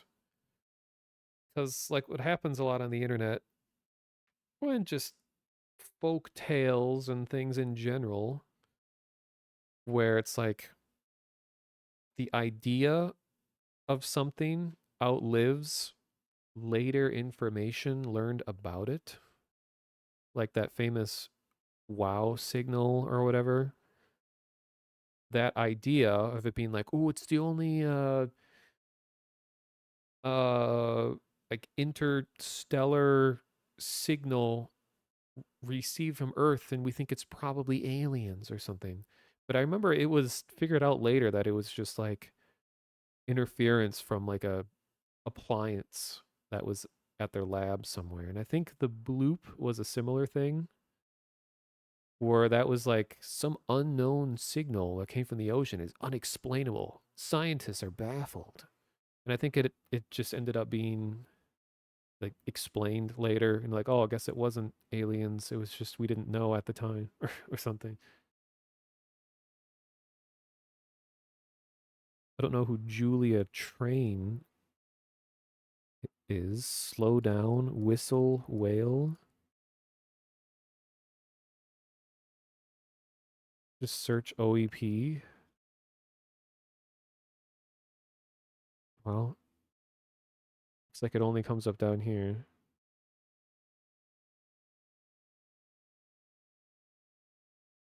I think the bloop was a chunk of ice falling off a glacier. Oh, that sounds about right. Well, I think that's all we get out of this.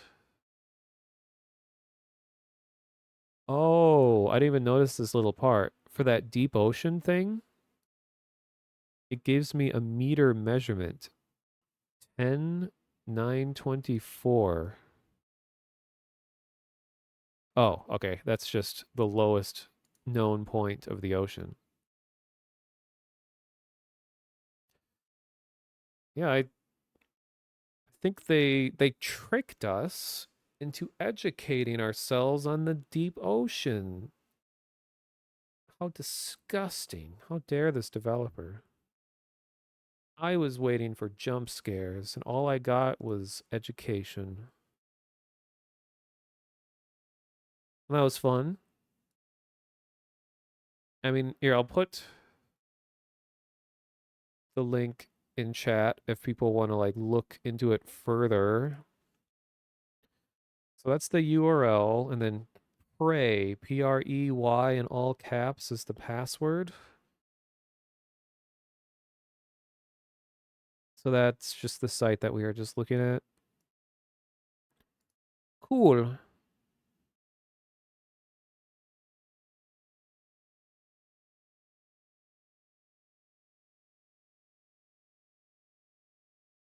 And I'm looking back at the Morse that I was doing. I realized I just got a bunch of letters wrong. I haven't done it in so long. Yeah, I got Z. I got confused with C. Because Z is dot dot dit dit, and C is dot dit dot dit. Then M is da da, but I is dit dit. So I can understand why I made the mistakes. And then J is dit da da da, and V is dit dit dit da. Easy mistakes to make.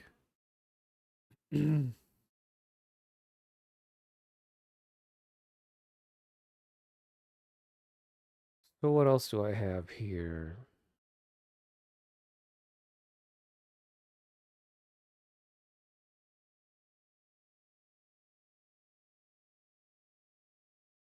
Is it too early to play a Christmas spooky game? I think it might be. Let me double check what this one's about.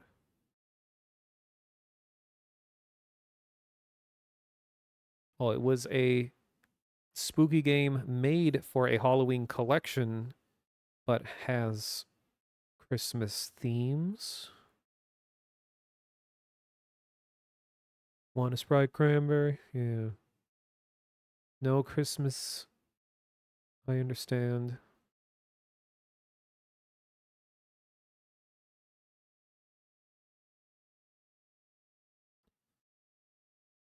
How about this? Uh,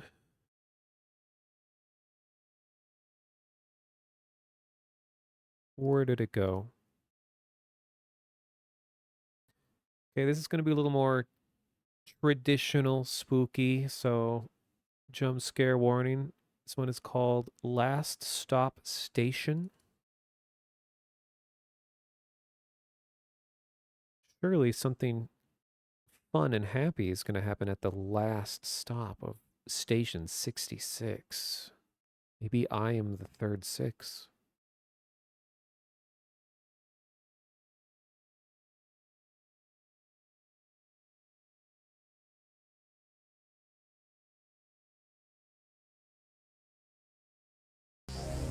Ooh. And that's with the volume down to 10.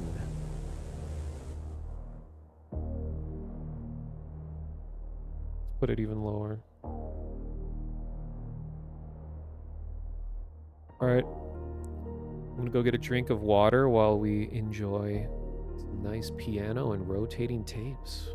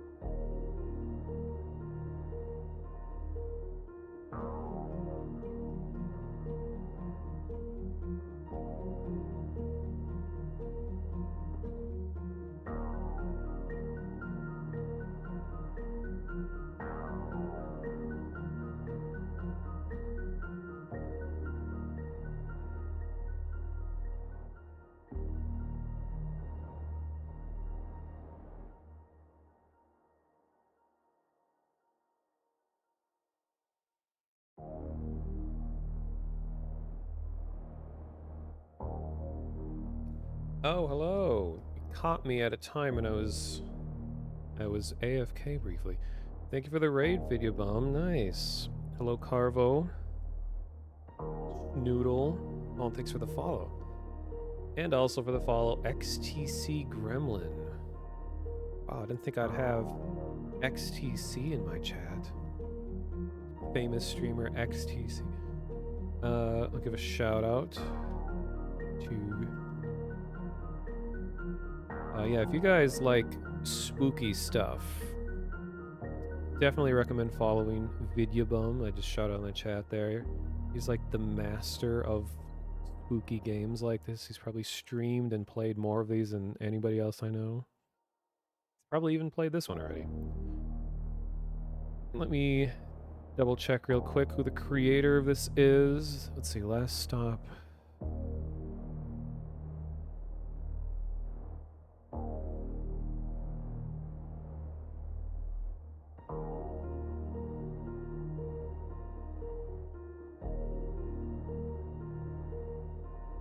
All right, let's take a look at this real quick.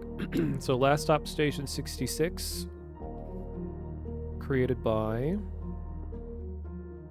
Aza Games Studio, and it was published March 26, 2021. Zargantex, you said you found a YouTube link in the ARG page. They link more deep sea educational stuff. Oh, really? How did you... What was it? Something that was encoded? Like, where did you find the link? Okay, so the story here, you fell asleep during a train ride after visiting your friend. On awakening, you realize you've arrived at the last stop, except this line shouldn't have more than 25 stops, but you've now arrived at Station 66. Uncover the mystery behind what's actually going on, and go in depth with the multiple outcomes to your story and ultimately your demise. There's 2 different endings depending on your player actions through non-linear gameplay routes and exploration, taking a player to different locations and providing different outcomes. To fully understand the story, you must complete both. It is a found footage psychological thriller horror experience that plays on realistic situations and claustrophobic environments with deep atmosphere. I think there's a Twitter account related to the ARG too. So maybe it does go deeper. That would fit the theme. Oh, I have a hide in locker button. That's awfully suspicious. All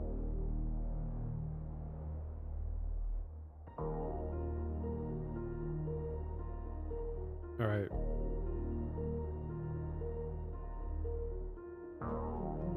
I really appreciate that the music keeps playing when I tab out of the game. I think more games need to do that. I really hate it when a game just completely stops when you click out of it.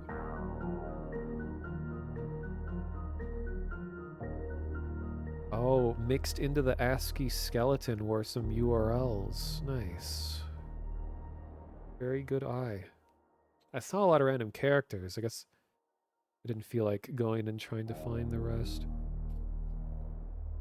Sorry, my voice is going to be kind of nasally because allergies kick my ass during these seasonal transitions, so I'm going to sound kind of gross.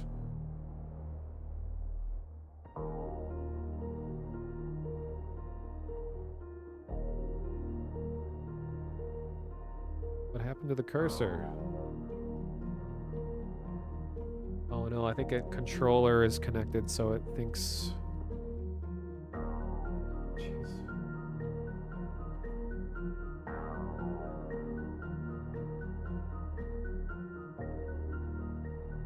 Let's just wing it.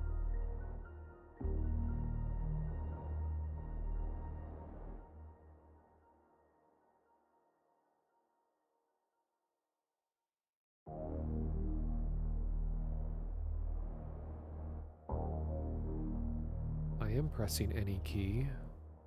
Okay, what if I unplug the controller? Because I really don't want to... Maybe don't want to use one for this? Wait, I'll give it a chance before I unplug it.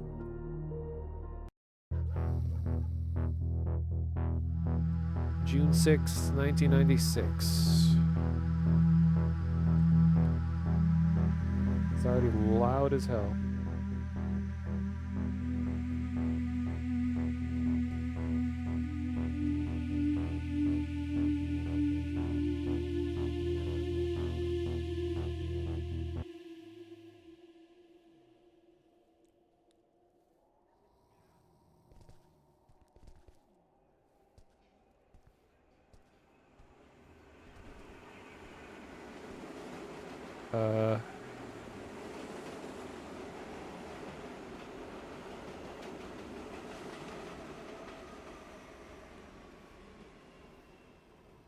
I think this is a cutscene. I can't interact with anything. Oh.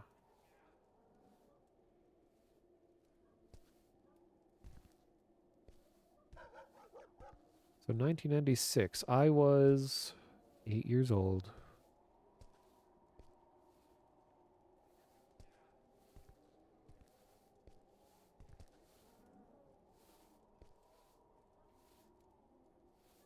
I can lean.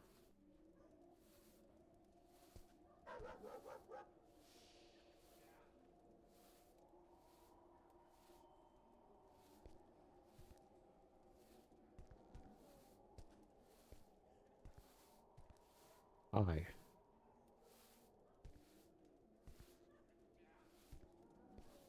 Swear I'm trying to interact.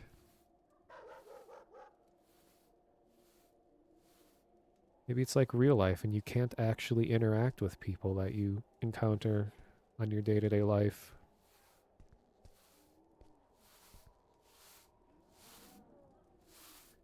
I should quit my job. This place is a bloody mess. I would quit any day now. If I could.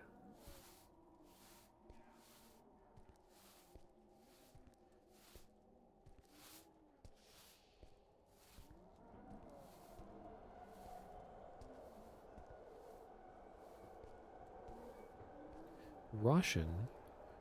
Alyona u тебя клёвая заняться яваться и... Wait. Mutit? Only word I know is E is and. Tibia is like you? Something like that. Very useful.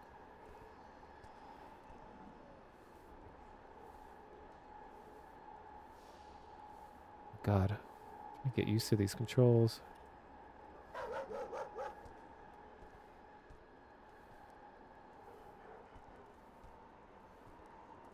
Oh no, scary dog.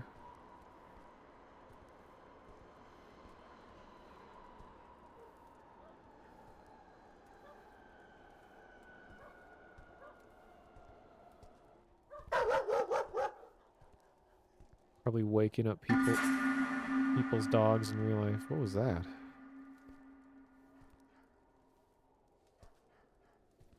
sure what I did.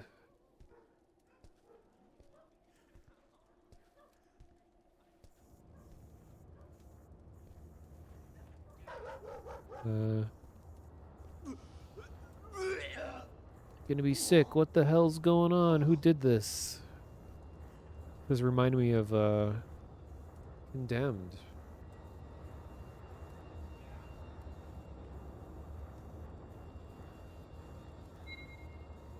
A bloody kitchen knife. Shouldn't touch this.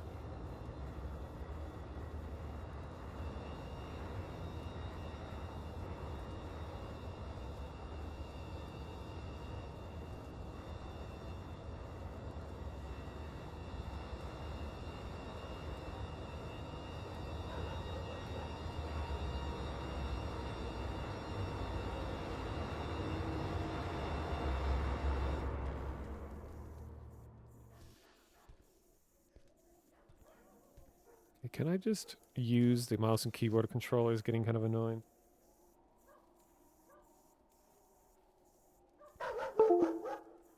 Windows jump scare.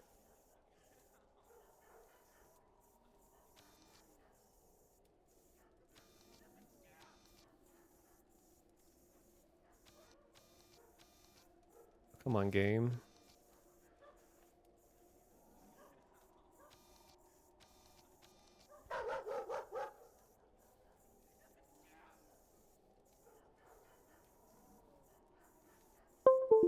Jesus. Okay, fine. It's gonna force me to use a controller.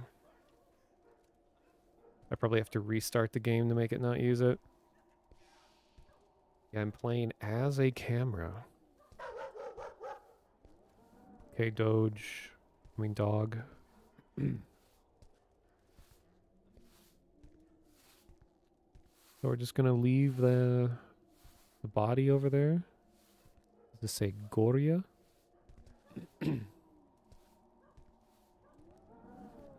You can hide in lockers.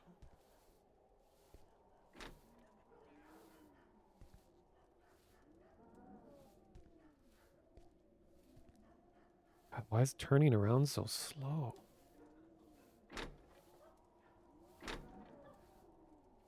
Why would I ever need to hide in a locker? That's weird.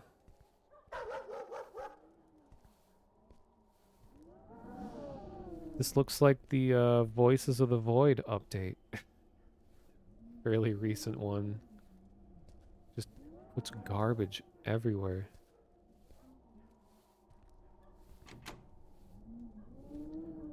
Rusty piece of shit needs a key.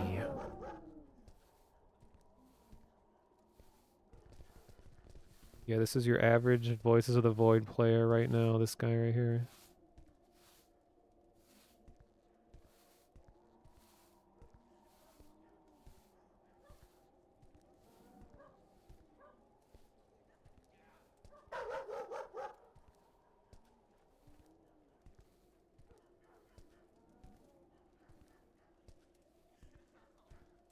Is this dog gonna be okay?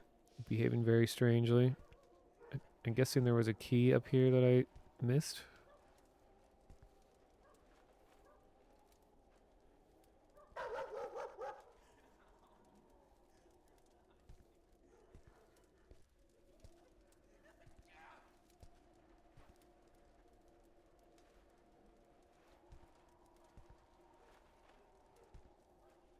How's it hanging?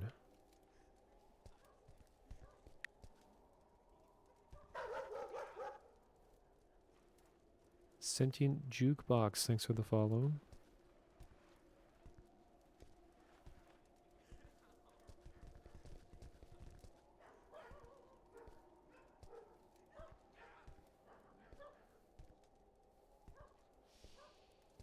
This is going to be the first whole 20 minutes of the game trying to find the key.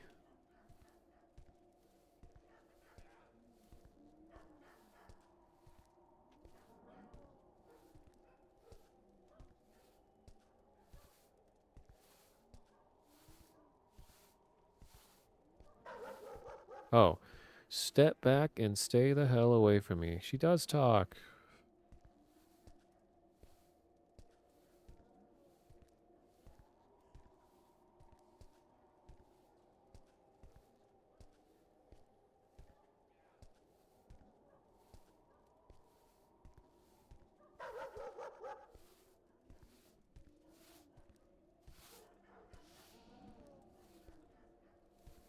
It's the same reaction you get when you try to talk to women in real life.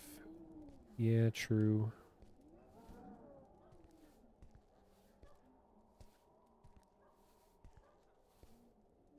Yeah, we're gonna reach Cyberpunk 2077 levels of swearing and dialogue. This guy drives like a fucking gonk.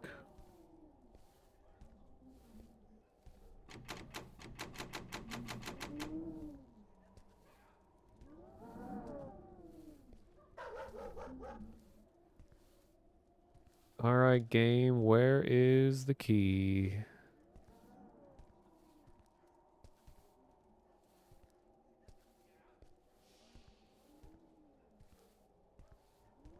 Maybe, does this guy have it? Okay, dog, please stop.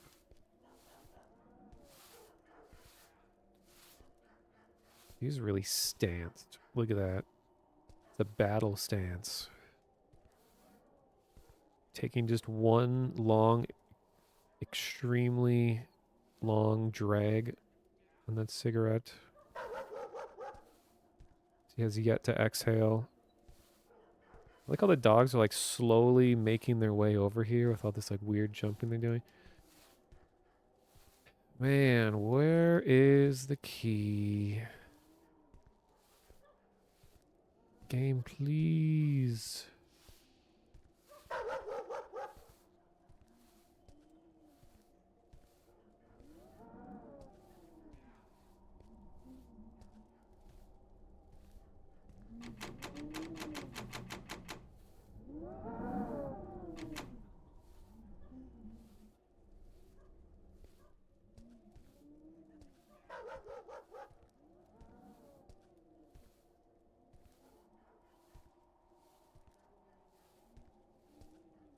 Don't see it on the ground. Can't I just use the like rusty kitchen knife to pry the door open?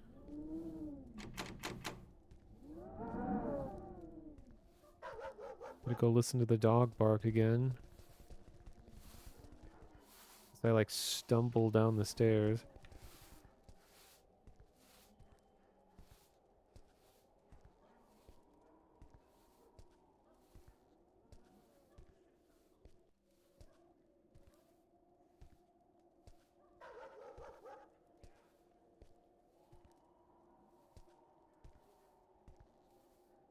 Well, another game that I wish I could jog.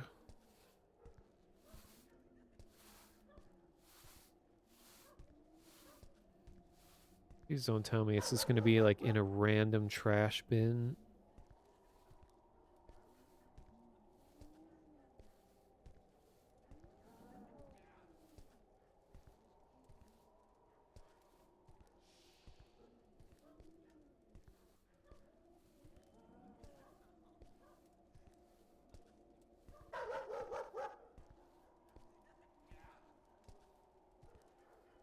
Like I hear voices nearby.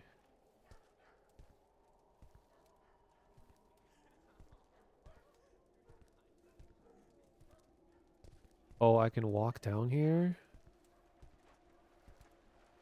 Well, that would have been good to know.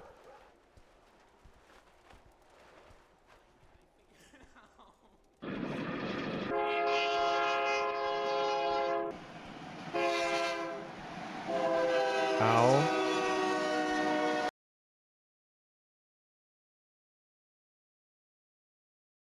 Okay. Was that supposed to happen? I guess it was? So I didn't need a key? Mr. Anderson, we thought you weren't going to show up. Glad to see you. Please wait a while and the doctor should be ready to see you. The room is just down the end of the hall. Thank you. What a bizarre way to start the game.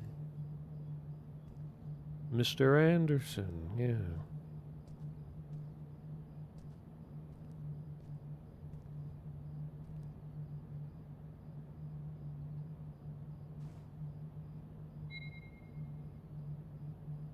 The building better methods, better doctors, helping people, focusing. Oh, geez.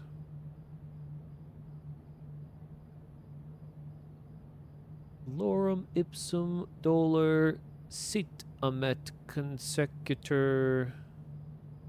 Very professional. Hope you had some time to read some magazines. The doctor should be ready to see you now.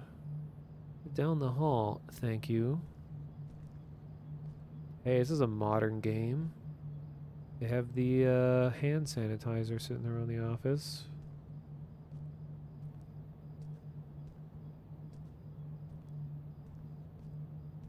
I mean, I'm sure some places did already. The guy that works at this office just wearing like blue jeans and flannel.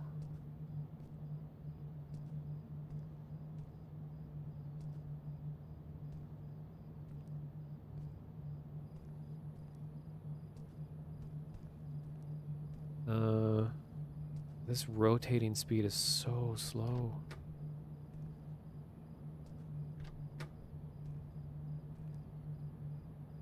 Wait, was that in the options? Horizontal look. Oh my god.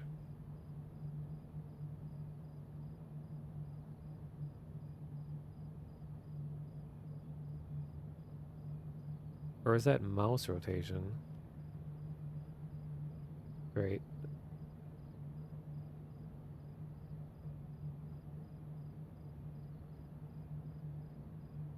Oh, I have an inventory. Run is left. Must be to click the left stick.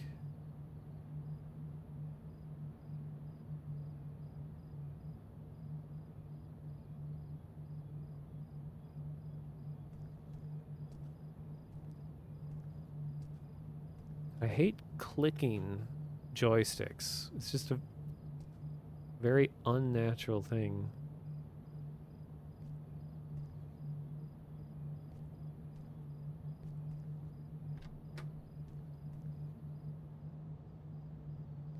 Even the skeleton's looking at me. It's missing its jaw, just like we were talking about earlier. Like everything's connected. The digestive system. A healing colon or a healthy colon is a happy colon.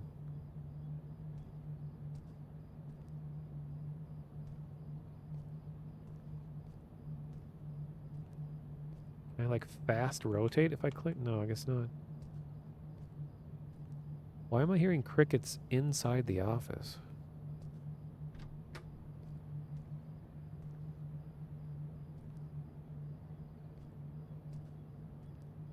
Oh, that rotation speed is so slow.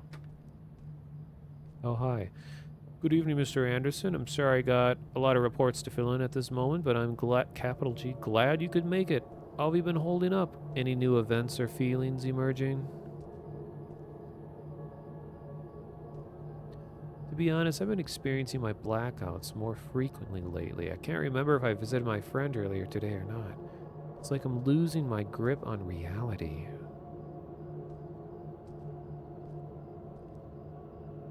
I see. I'm sorry to hear this. Have you been taking the pills provided and followed your schedule? Are the hallucinations back?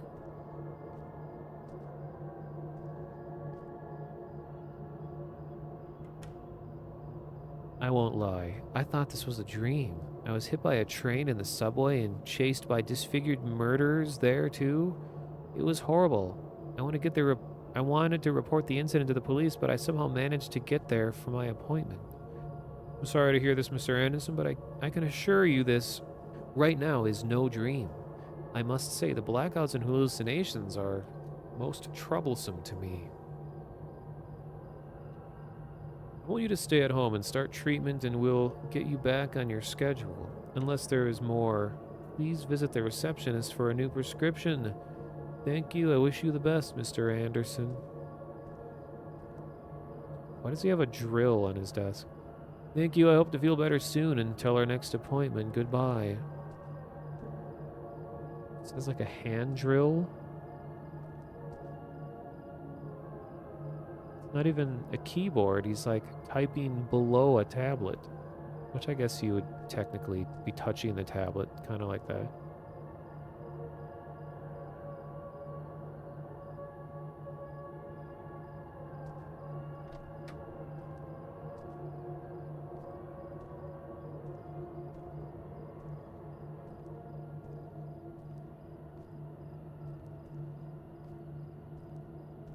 I swear, if I have to run away from something with rotation speed this slow...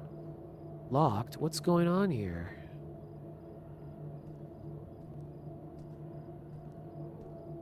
There's an invisible wall preventing me from going to the receptionist.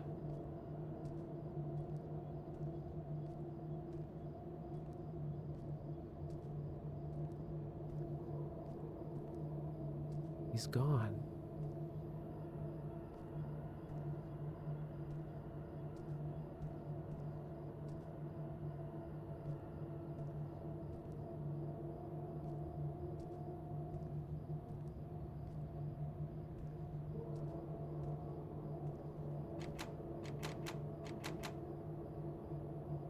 Uh-oh, I'm stuck. Is there going to be something behind me? Brace for potential jump scare.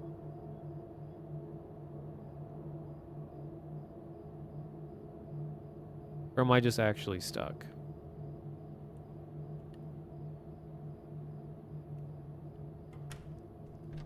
Oh, I was just stuck. Never mind.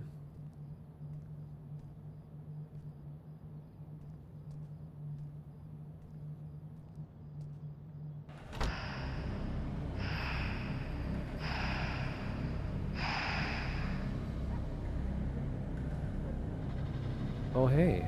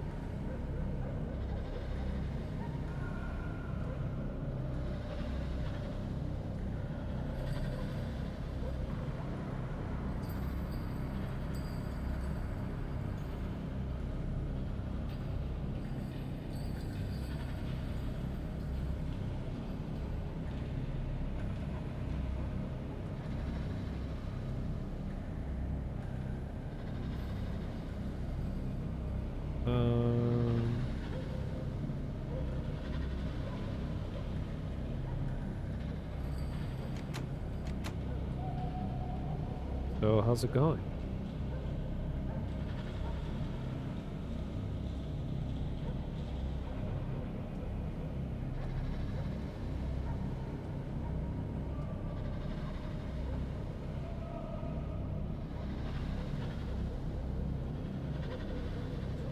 No.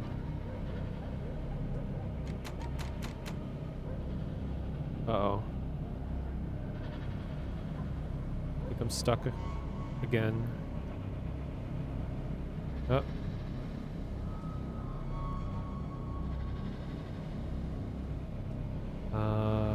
Can't open inventory. I can zoom in and I can jump like an inch off the ground. I can crouch.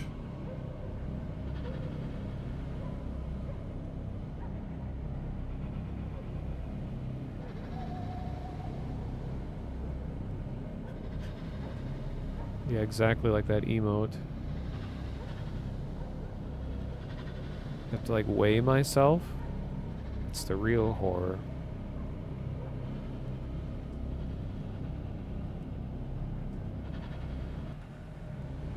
What? Why did it stop? Or is that I reached the end of the loop? To wash my hands? Oh. Okay.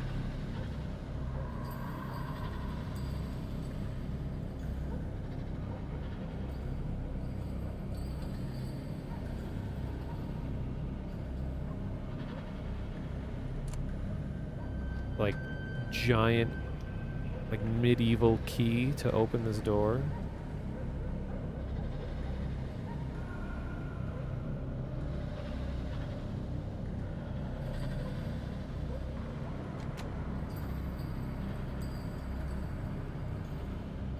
Oh, key card lock. Yay. Whoa. The receptionist. Wait, maybe that was foreshadowing. He was a looked like a lumberjack. Oh no, not flashing. Subway killer caught. On June 6, 1996, a young man suffering from delirious thoughts was found to be the murderer involved in multiple subway murders after police investigated his apartment. He arrived late one night for his appointment at his psychiatrist, June 6, and explained that he had fallen asleep in the subway after visiting his friend. He explained how he woke up at the station in 66 where two disfigured murderers chased him. He told the police the last thing he remembers is being hit by a train and waking up in the waiting room of a doctor's office.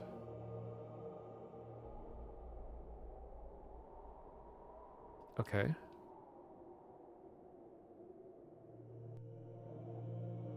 Press escape, but I'm on the controller. What? Was that the end? Well, let me see other people's videos. Right, this is Wait, this person's run is 15 minutes? Did they spend as much time as I did looking for the key to figure out that there was no key, that you just had to go get hit by a train to progress?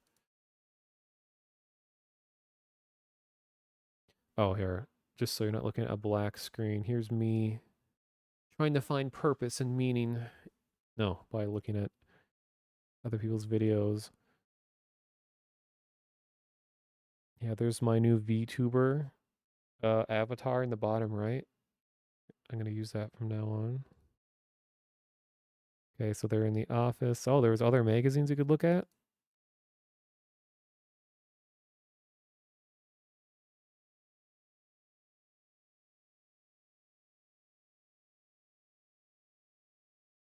Okay, looks like that was the whole thing for them as well.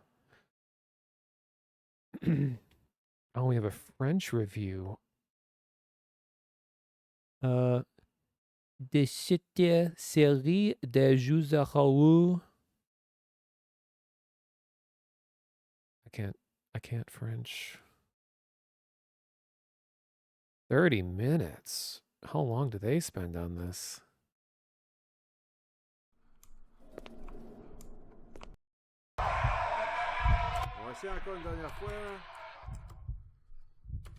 Oh, I think they're playing other games. Yeah. Away, gang.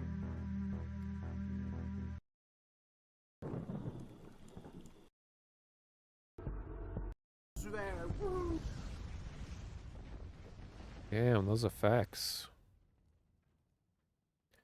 Okay, I guess that was the end. I mean, I enjoyed the visuals seem nice.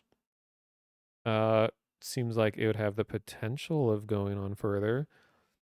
It was frustrating trying to rotate very slowly. Seemed like a little too many buttons for not that much interactivity, and not very clear what you can and can't interact with. Well, thank you for the follow. Plaz Cheetah. Or Plaz?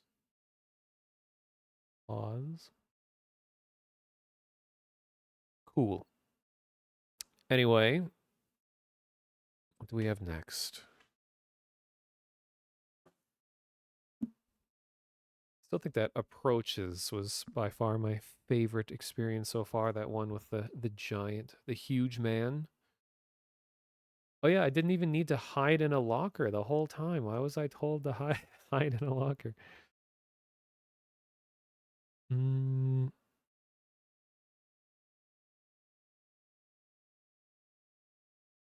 this one is a little weird. Don't know if it will be weird in a good way. Well, maybe it will. This is Backrooms inspired. Try to pick games that are at least a little unusual. So I don't think this is going to be like collect the 8 pages in the Backrooms with Shrek. It's called Lost Direction. Oh, here, I'll look at the page real quick. Explore a truly infinite space of pure discovery and full of secrets. Wow. Find things not meant for your eyes. Discover places no one else has. And truly lose direction. Boy, that sounds fun. All whilst being completely and utterly alone. I think a British person made this. The main goal is expand upon the psych horror of my game market with the recent explosion of analog horror in Backrooms. I thought it fitting to use my knowledge in procedural generation and emulate the deafening isolation of the original Backrooms.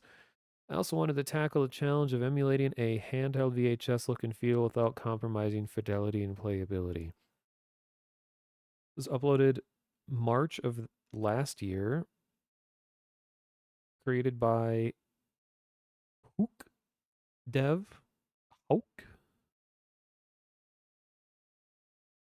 Censored for the viewer's sake.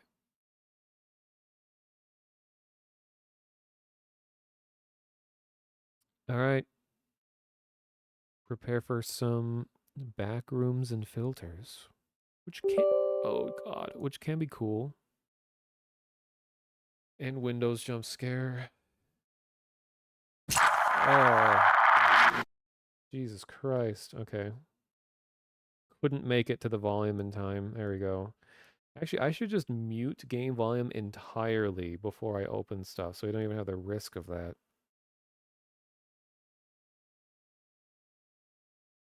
All right. Now it should be much lower.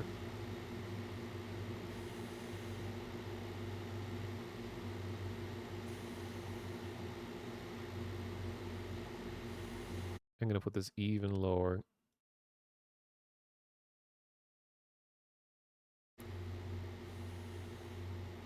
All right, very shaky. Oh my god. This is probably going to be hard for some people to look at.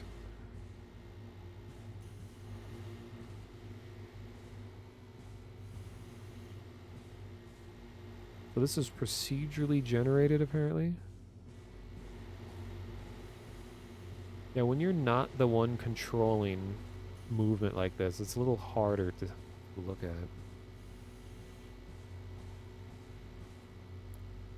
Oh, I have a flashlight.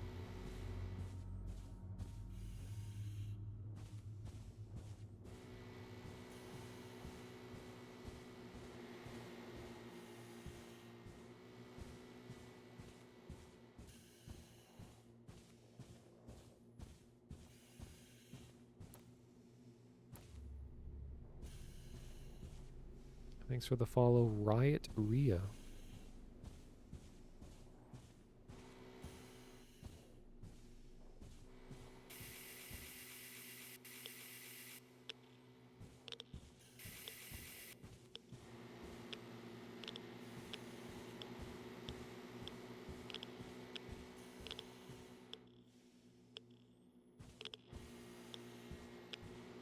So I brought a Geiger counter on my way here.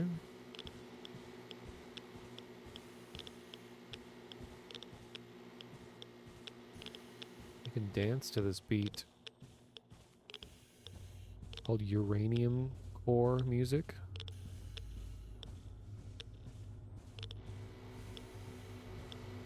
Activated uranium core.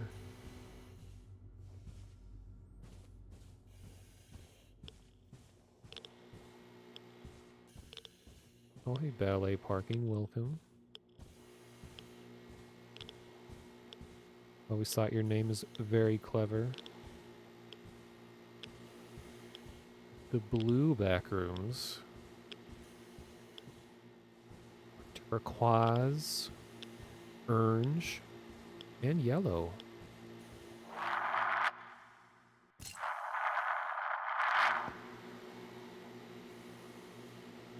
Negative depth?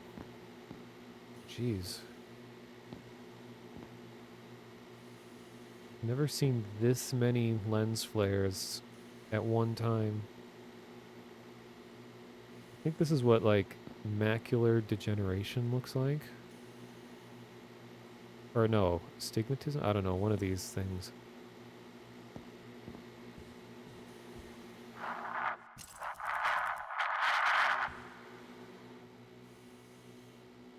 Lost direction?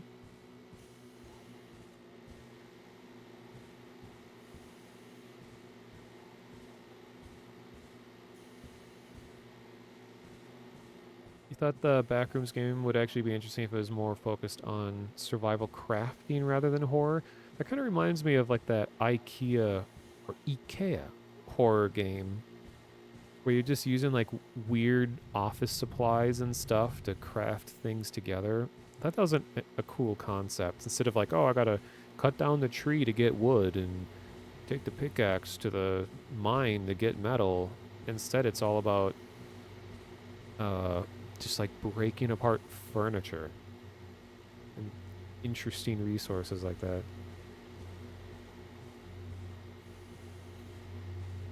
Yeah, like in Zomboid, scavenging and stuff like that is pretty satisfying. Like breaking apart furniture and things, doors. Like I was watching some of these survival, like urban survival videos talking about if you had to use resources available around you in an unnatural environment, what kinds of things could you use? And it never really occurred to me that the cushioning inside pillows and furniture and things like that is actually a really valuable resource to have because it's very flammable.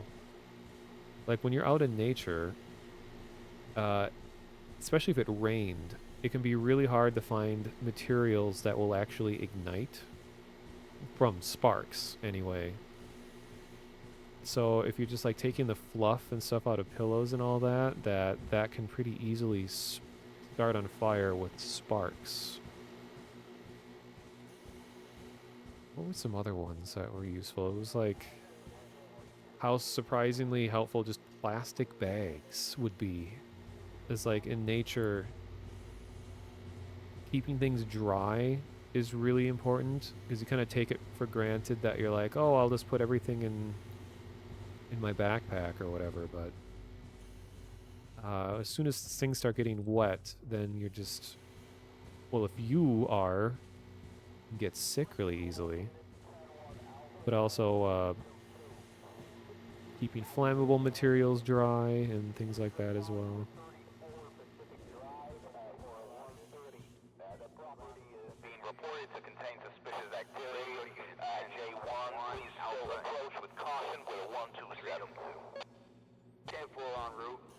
At the property in T-2, over.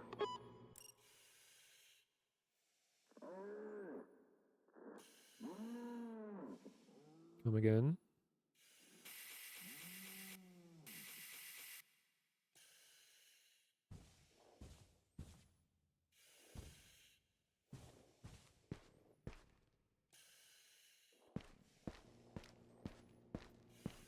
It's not going to be very pleasant to run with how wobbly everything is.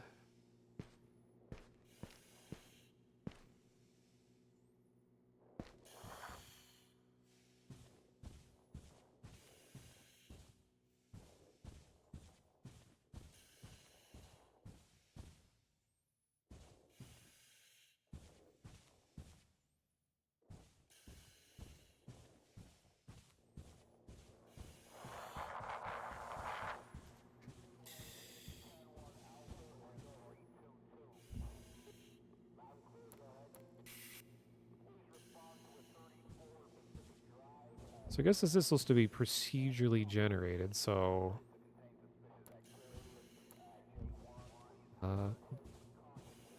the way you're supposed to go isn't always going to be obvious. But there might not actually be an end to any of this. I think this might just be this person's project to generate these things.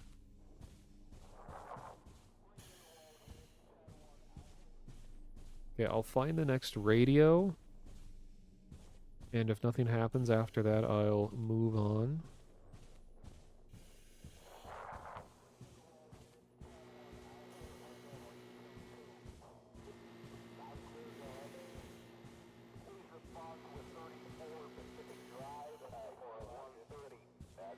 Chair.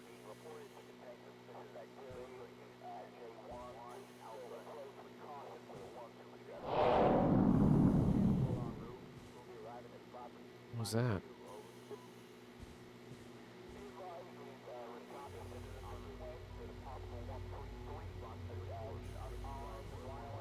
Okay, I think this is way more wobbly than even a, like, panicked person with a camera would be.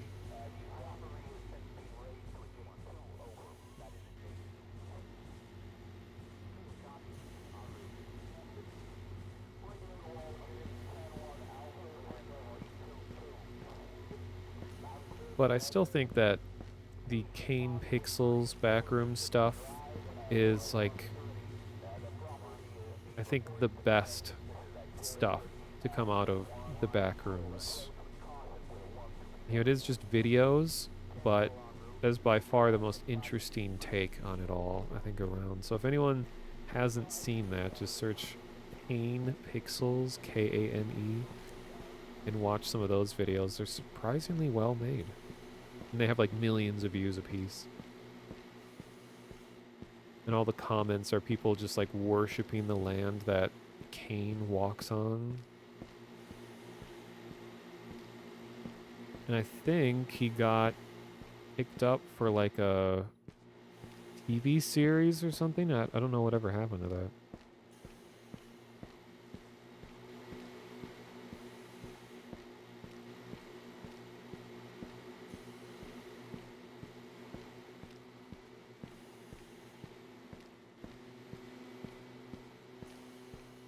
There is a lot of buzzing. Alright, game, you got 2 more minutes. When it hits 56, I'll move on, unless something new happens.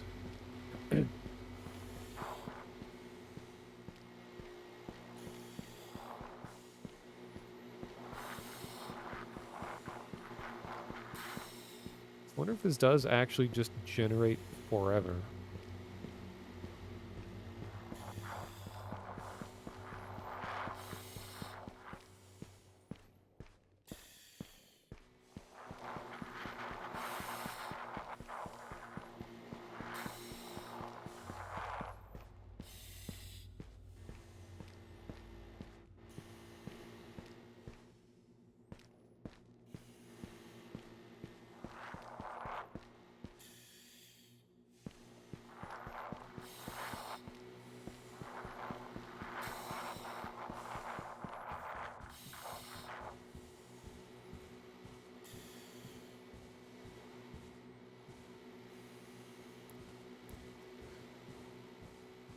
Okay.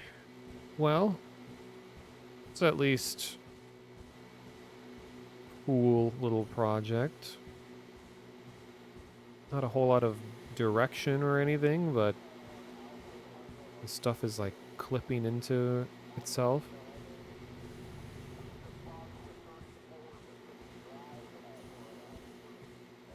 Guess in terms of just a proof of concept, it's all right. What was that?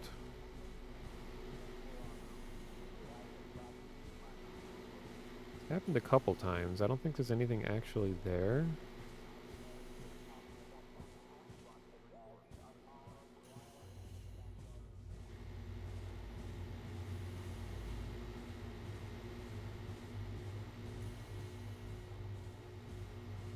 All right.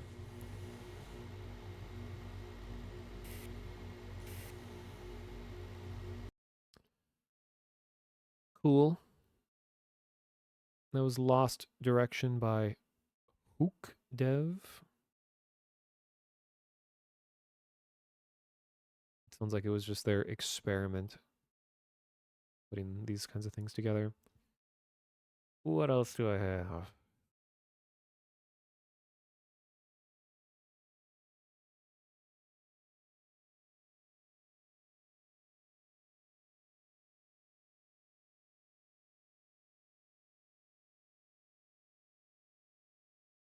Some other games that I'm going to save for another spooky stream, probably later in the month. I have a bunch of cult related games, like Call Type, where it's like typing of the dead, but you perform a ritual through typing as a cultist. I'm always into cult stuff, as some of you know.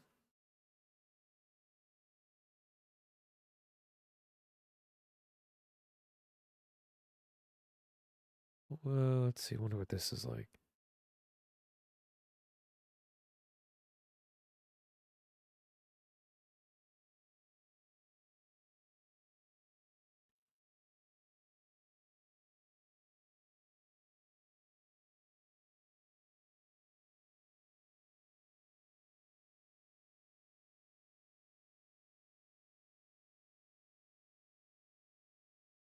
Mm,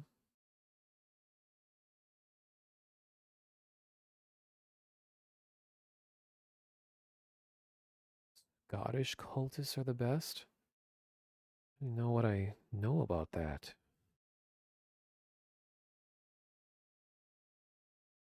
You have any like examples of cult stuff that goes on in Scotland? I assume ancient times. Oh, right. I forgot about those. Yeah, they were actually Scottish.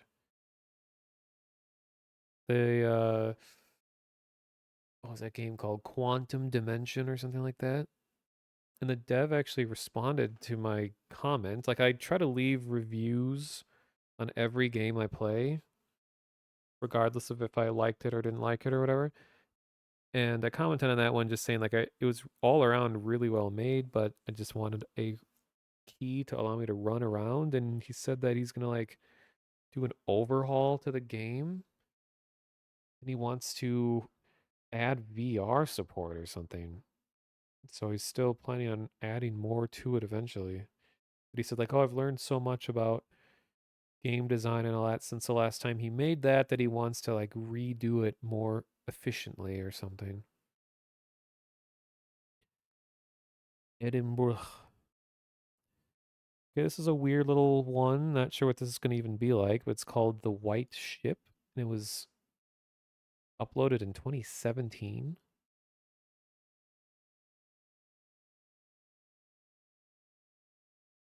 It has no description besides the waves beckon. It's a little side view game with some cool illustrations, and you walk. And only a handful of people have ever played it. So let's see what it's like. Do I know about Geff the Talking Mongoose? I do not.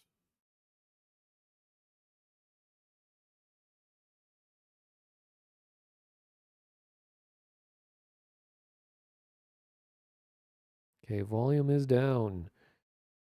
Graphic that I was talking about earlier. I love it when devs customize their graphics quality options.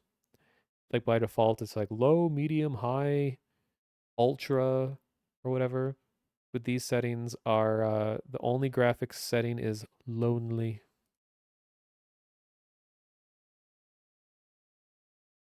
Damn, I didn't know my life had graphics quality settings. Like, no, no. Anyway,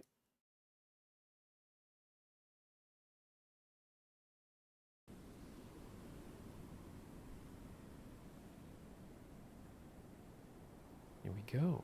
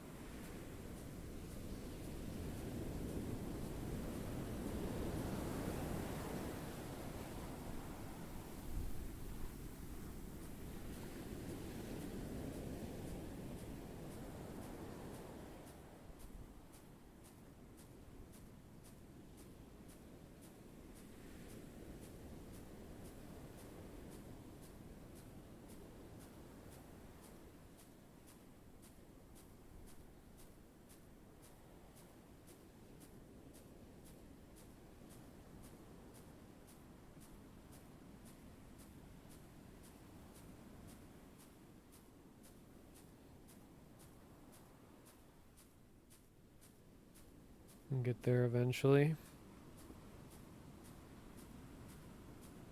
Life is about the journey, though, you know?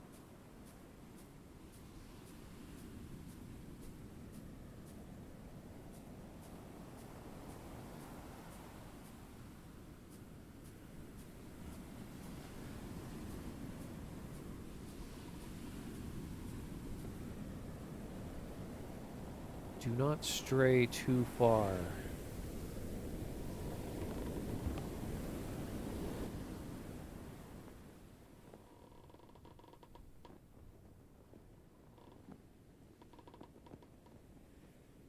Do-do-do. Do-do-do-do-do. Do-do-do-do. Do-do-do-do-do.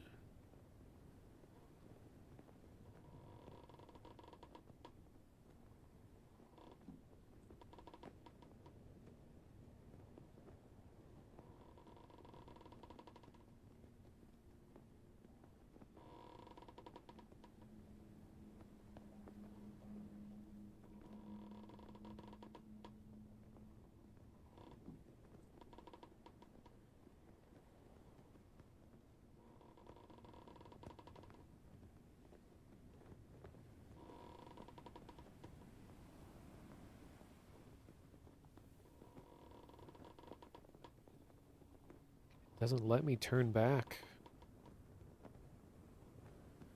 Think we found Atlantis, maybe?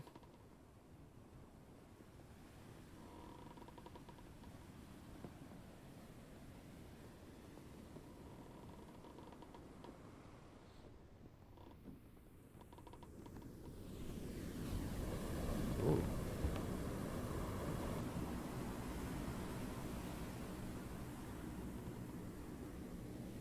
Phasing or whatever it's called.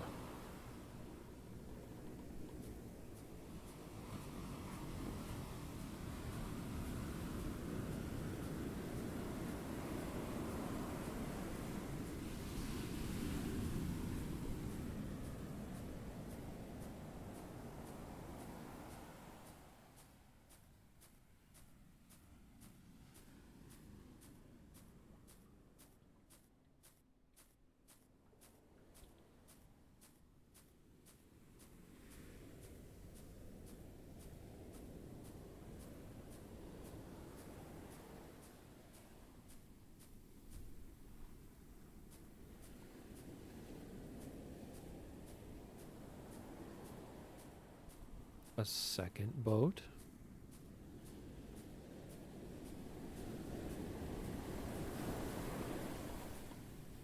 There is nothing for you beyond here.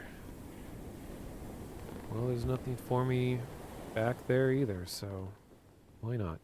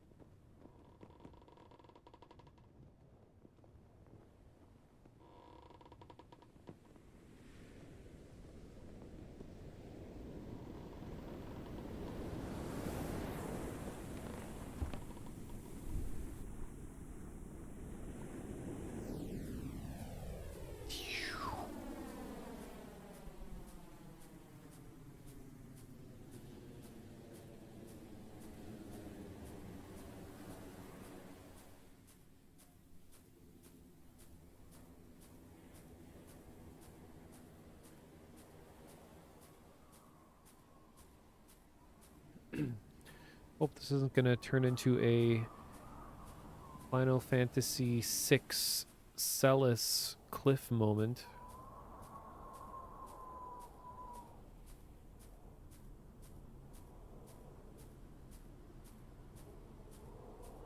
Or Celeste? I don't know how you pronounce her name.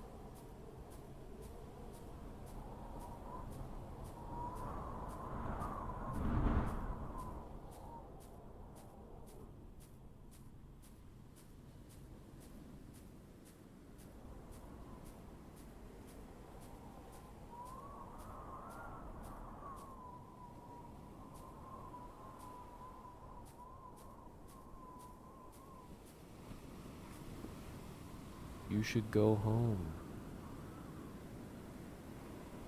And yet I persist.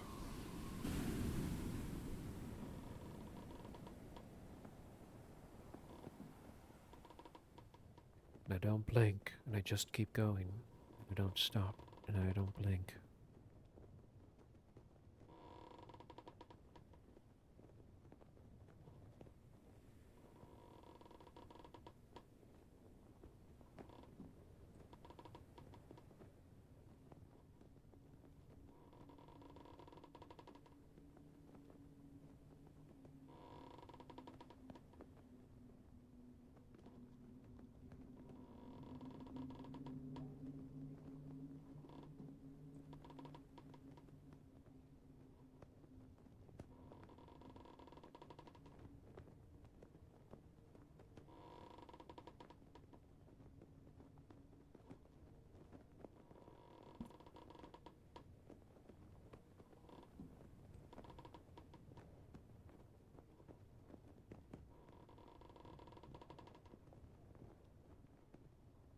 What am I gonna find?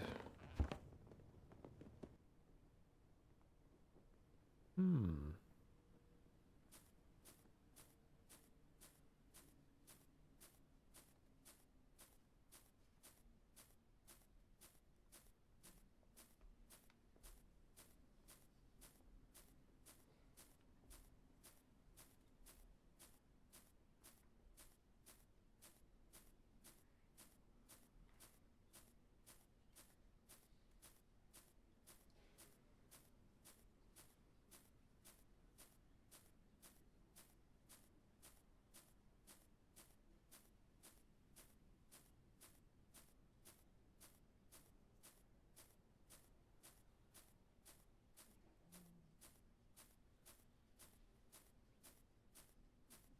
Kind of reminds me of the, I don't know what they're actually called, but like the black beaches in Iceland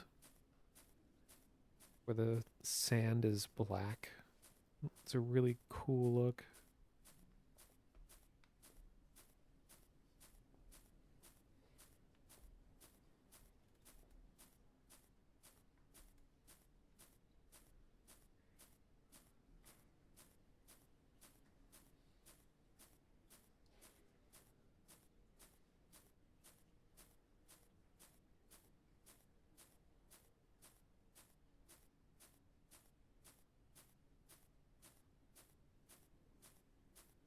I don't know what made me think of it, but that last game, or one of the last ones that we played, that I played, that train one with like the VHS filter and everything, it told me there were two endings.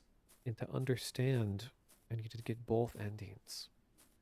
But I can't even conceive of what the other ending would have been. Like, what was I supposed to do to get a different result?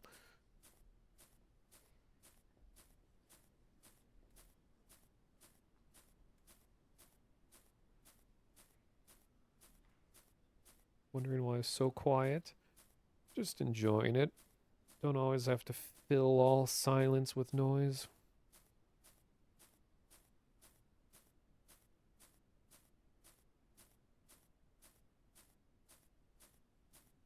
And it's like 5 a.m. here too.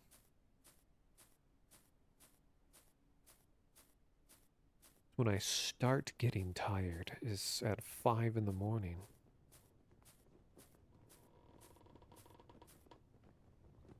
Venturing beyond this point is forbidden.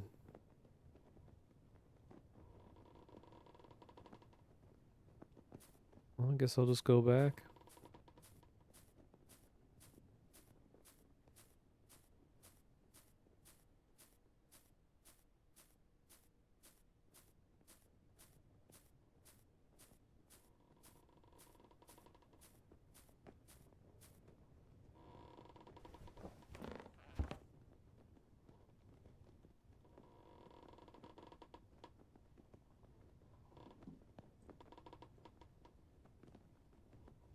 Great game, don't betray me. I've invested myself in this. Better not be ear bleeding jump scare to tie it all together.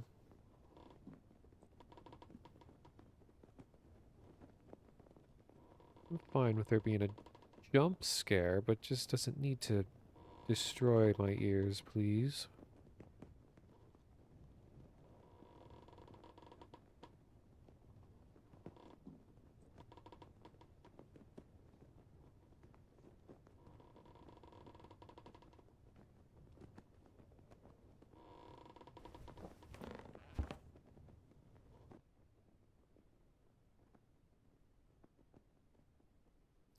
We have entered the forbidden.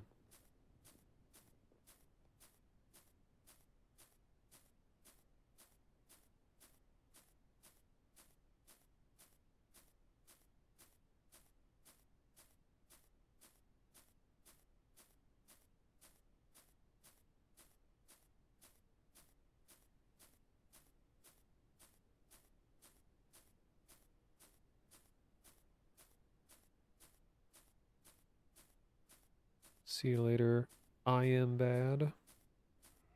Or 1 a.m. bad. Uh-oh.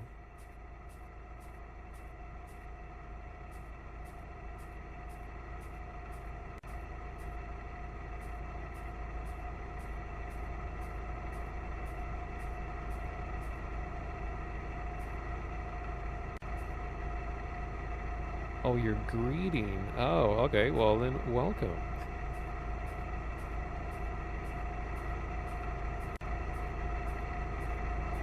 We are witnessing forbidden material.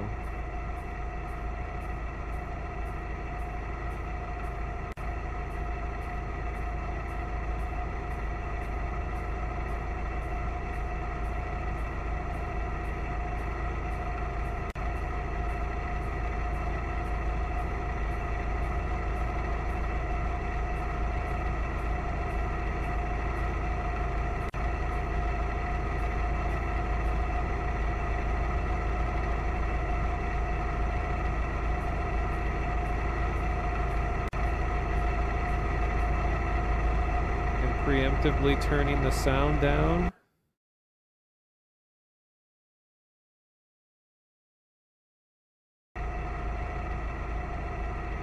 Okay, I'm at 2% volume right now. I can't really go any lower.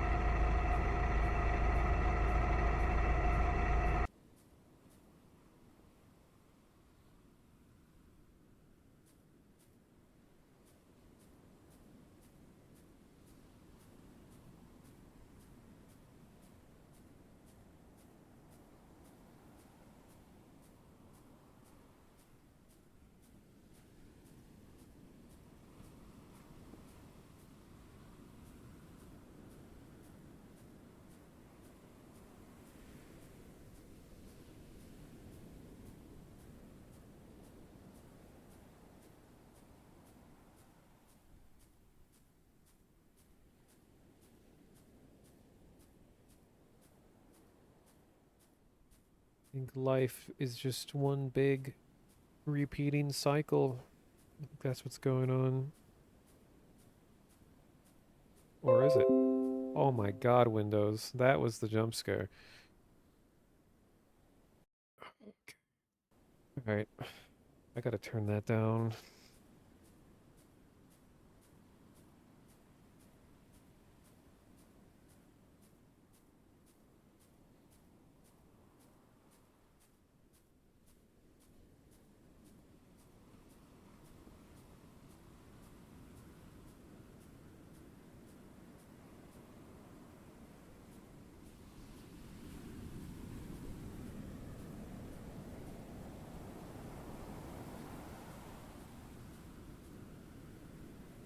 Access rights have been revoked. Hold escape to forget.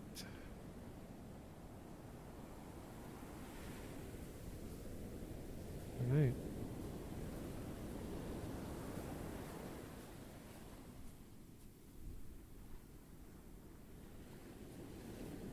It's funny because that statement sounds awfully like something that would happen in an operating system on a computer. Your access rights. And we heard a Windows noise. That was from my, like, antivirus or whatever.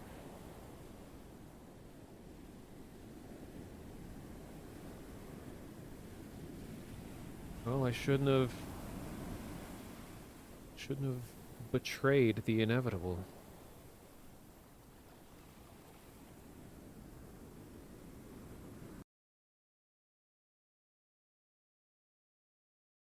Really makes you think.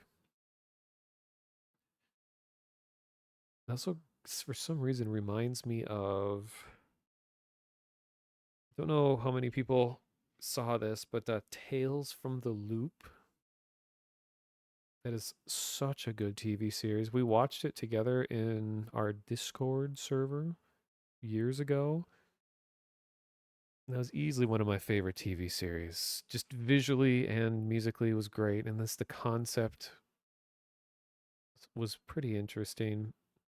It's one of those shows where it's like after you've watched the whole thing, you go back and re-watch the first episode, and you're like, "Oh my god, it all like makes sense." But I'm kind of a sucker for bittersweet endings.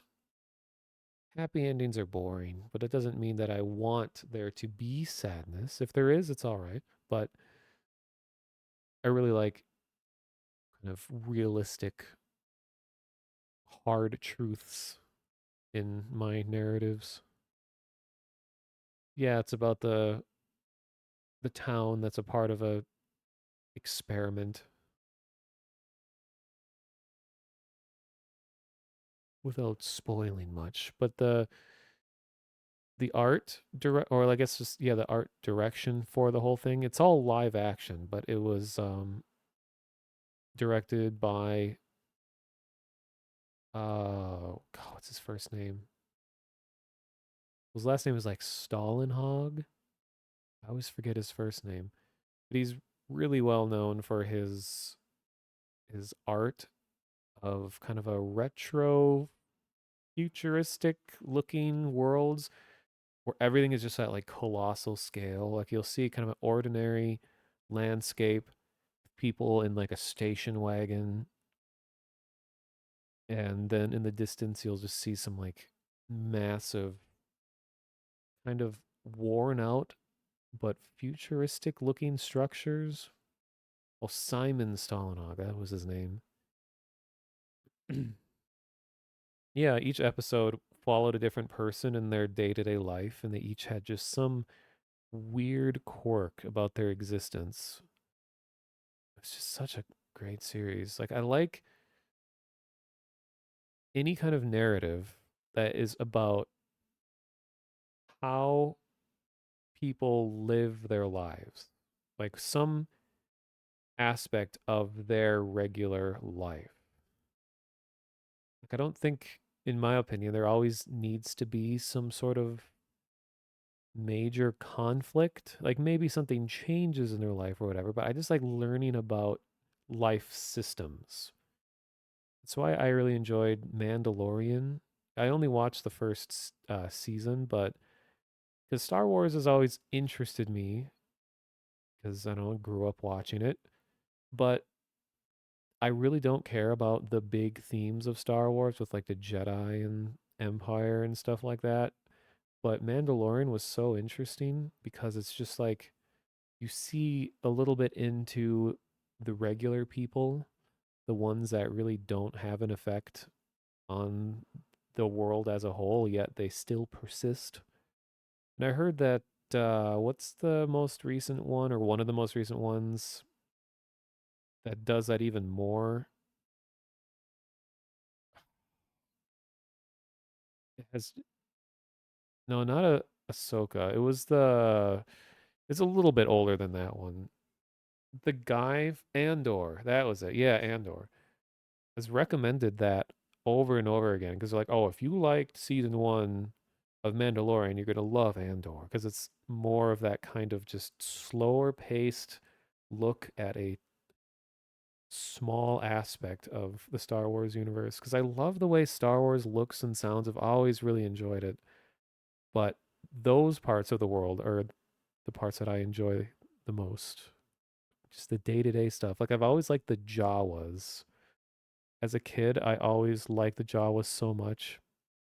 Remember for Halloween one year, I really wanted to be a Jawa, but we just, this was, I don't know, 1998, and we couldn't just order glowing eye LEDs off the internet and put them on because you couldn't buy things through the internet that early, or at least not obscure things like LEDs. And it just didn't have really any of the costume parts, so I would have been a dude in a cloak.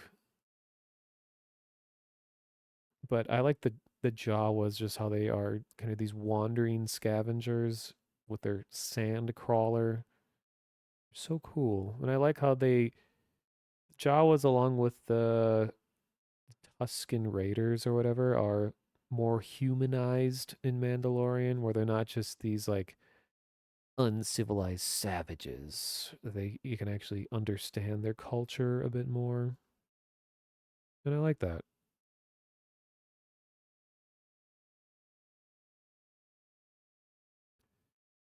Mm,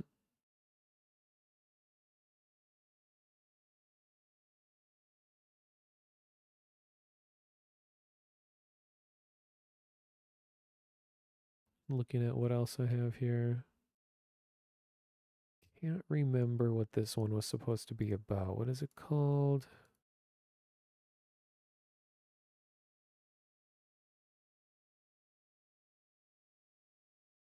Very vaguely named file. This one is so cool that it doesn't work on the Itch app. I had to download it, but it's just called version 1.1.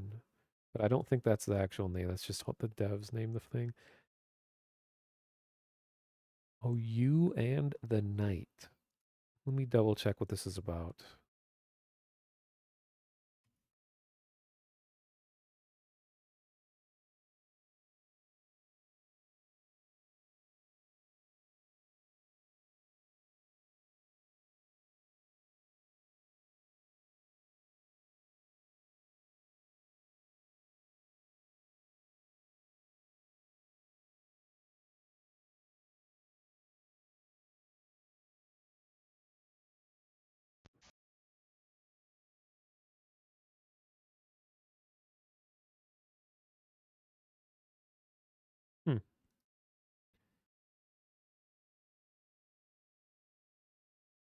Okay, this is kind of a weird little game. I think this will be a good game to end on. I am over my 6 hour mark. I'm on to 7. Even though the stream intro was like 30 minutes and then we watched like an hour of video trailers and stuff. Not that it really matters. There's no wrong way to do a stream, except if you just like show boobs or something, that's wrong. But as long as it's against or goes with the rules and is entertaining, it's a good stream. So here's You and the Night.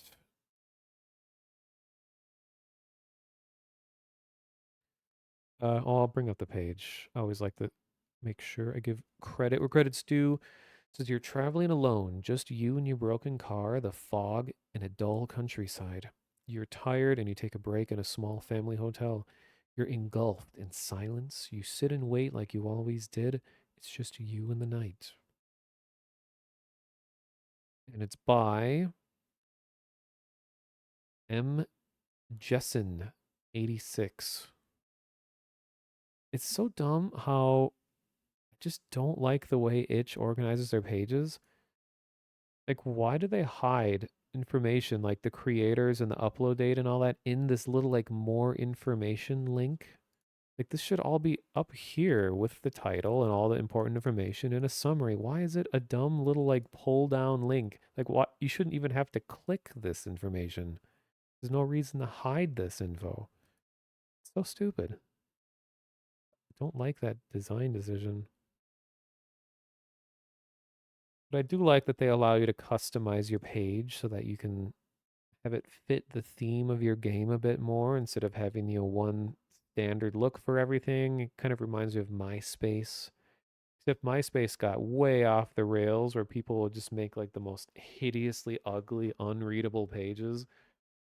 So if you give the average person full creative control, it'll usually become an abomination. But I guess if they enjoy it, who's to complain? But like I remember people would always do transparent background or transparent, yeah, background. And they'd have photos as their background images. So you'd have black text on top of full screen stretched photos.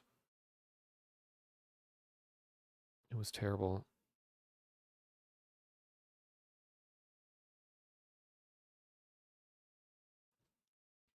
All right, so You and the Night. Let's see what this is like. Seems cool.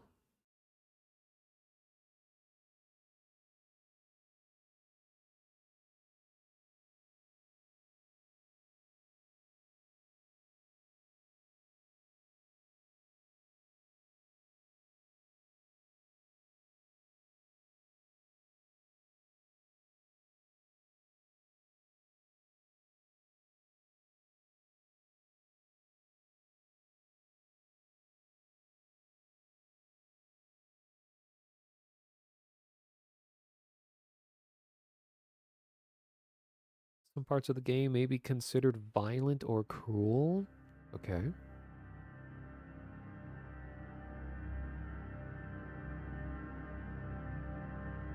Okay, is this supposed to be cut off? Let me try something to make sure I'm not cropping off a bunch of the game.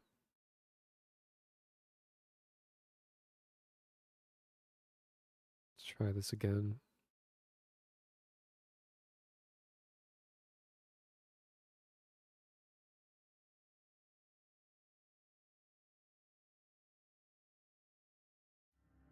Oh, it was getting cut off. Good to know.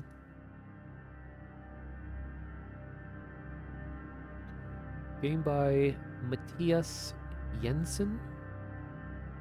Using Blender, Substance Painter, Unity, Playmaker, PSX Effects, and Ultimate CRT. I can't imagine where you would be using Substance Painter for this kind of aesthetic. But we'll see. I think Playmaker is like a world building tools. And then these are filters. Or is it Matthias? I don't know. I guess it depends on what language, if it's Matthias or Matthias. I don't know. Could be Jensen, could be Jensen. Can't we all agree on how to pronounce things?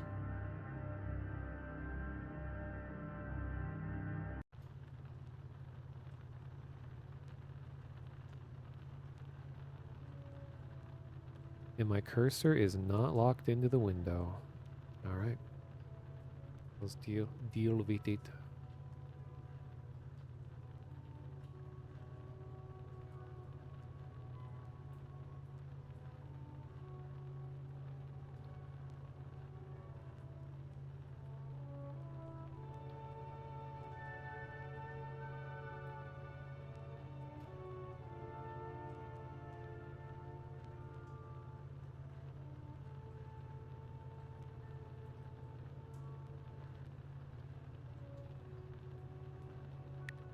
Just have this looping forever.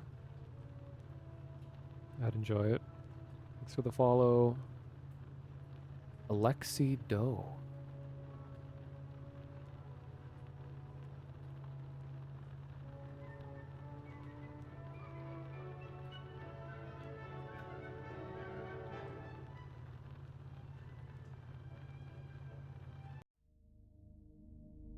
Hmm.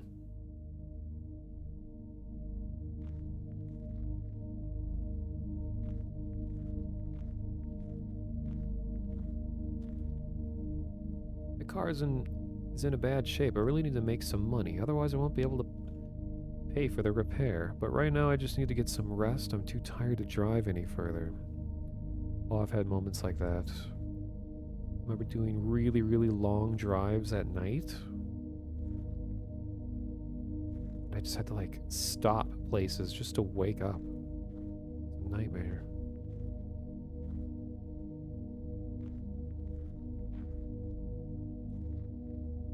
Where's his truck suit? That fog is too thick and it's getting dark soon. You can leave your car here for the night, take the path behind that building. It'll lead you to a nearby town. There's a run-down hotel by the lake. Boy, he's setting my standards very low. These mysterious European dumpsters. I don't know if this is just like an East European thing, but this style of rubbish bin I only ever see in games that take place somewhere in Europe.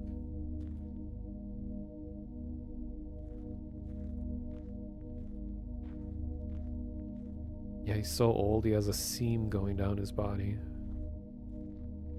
Yeah, the older you get, your symmetry breaks down.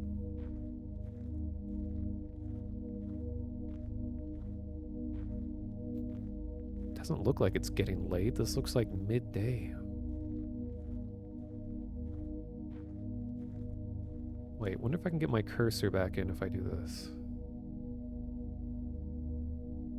No.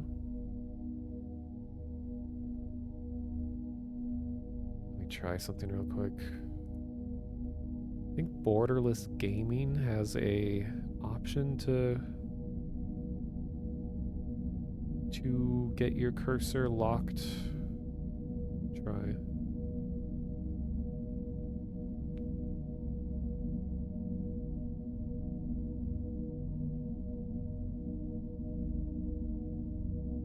What on earth? For some reason Borderless Gaming thinks I have like 40 instances of the Windows calculator open right now. What? Oh.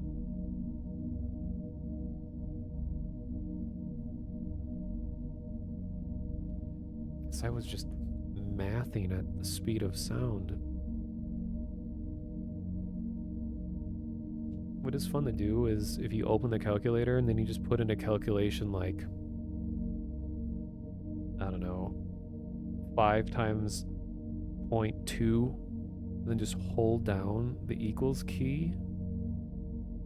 And then once the calculations, like, because it'll rapidly calculate over and over and over, and eventually your CPU will actually slow down. Like your whole operating system will just grind to a halt because you're sitting there having it calculate so much. It's just funny to think, you know, a computer, a device to compute, even to this day, can struggle to do mathematical calculations.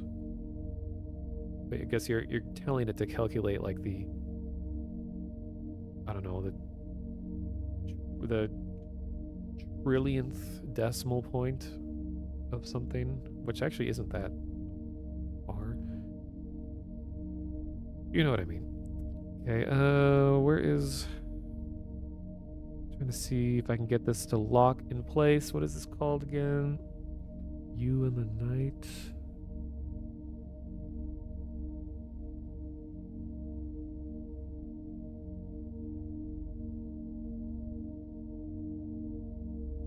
Why is this so lost? Oh, here it is.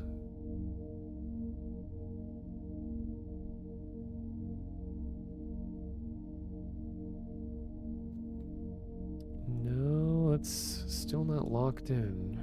Oh, dang it. Might just have to deal-vitate.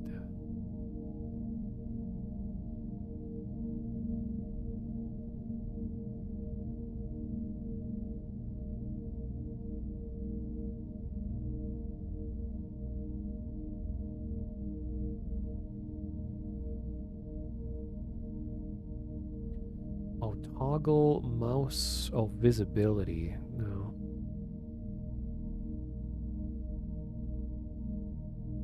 Oh, well. Dev, if you see this, please keep the cursor locked into the window, because I don't want to be like clicking random stuff on my other monitor by accident.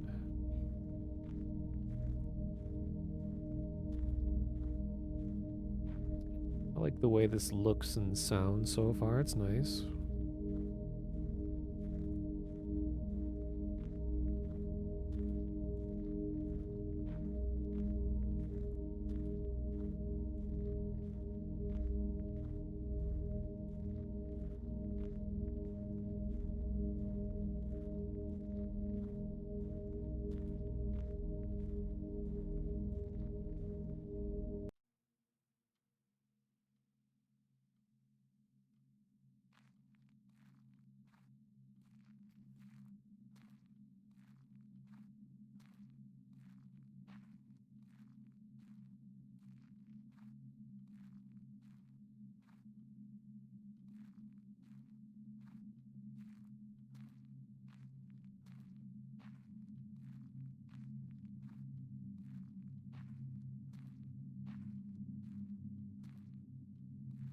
Why is there a stoplight here? There's not even like an intersection.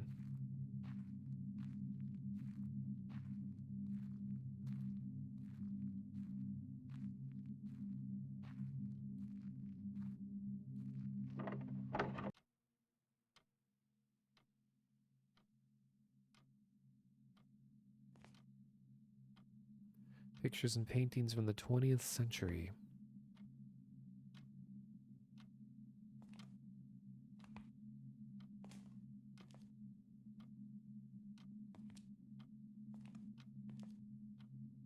Town seems quiet and forgotten. Don't need to call anyone.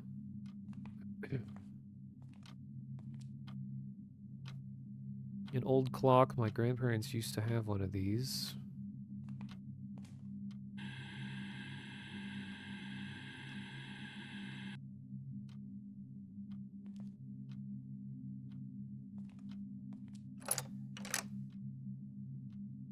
Oh, huge bathroom. Huge toilet. Unless I'm just really small.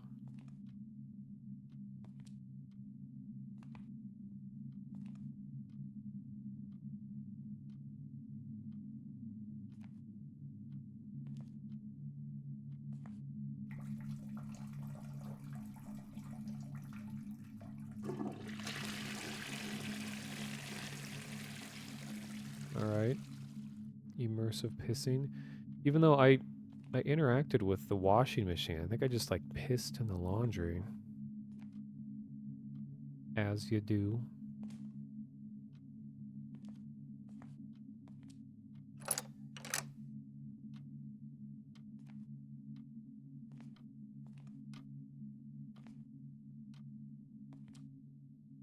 I've slept on the couch far too long.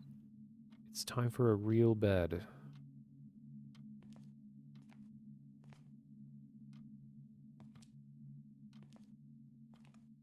Sound effects are akin to your training right now. What are you potty training? What are you doing?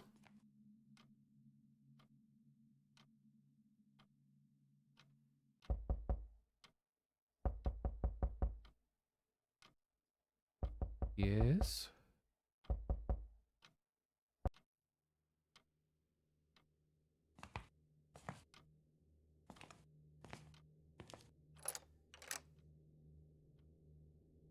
Hello? I think I discovered a new way to get rid of our trash. There's a small ravine behind the bridge in the lake. We can dump the remains there. I'm sure not even animals come down there.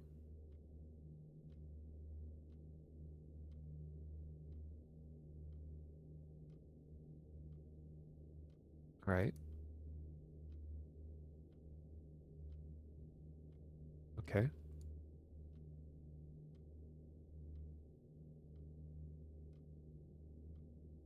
Game.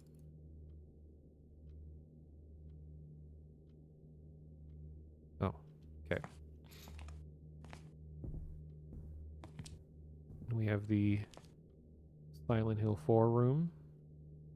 The thing is these locks are on the outside. So someone is being locked inside.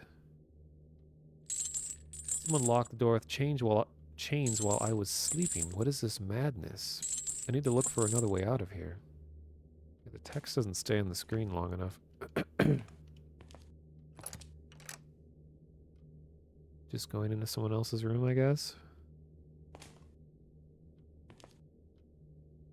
The ventilation grid looks rather suspicious. Maybe I can loosen the screws somehow? Why can't you just go out the door? Must have been a hell of a night. You got cigarettes, beer, and tapes.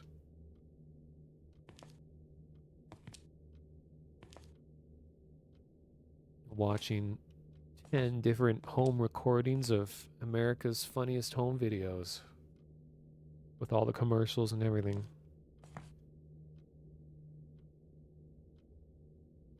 On the crowbar. Yeah, you can piss in the washing machine because you can be washing it anyway. It doesn't matter.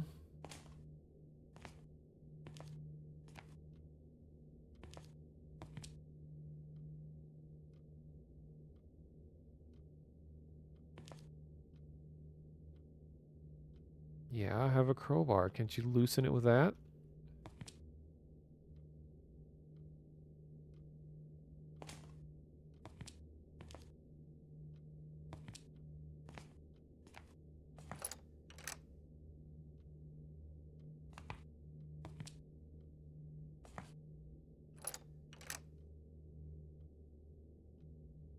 I like the way the game looks so far. This is interesting design. Sound effects are nice.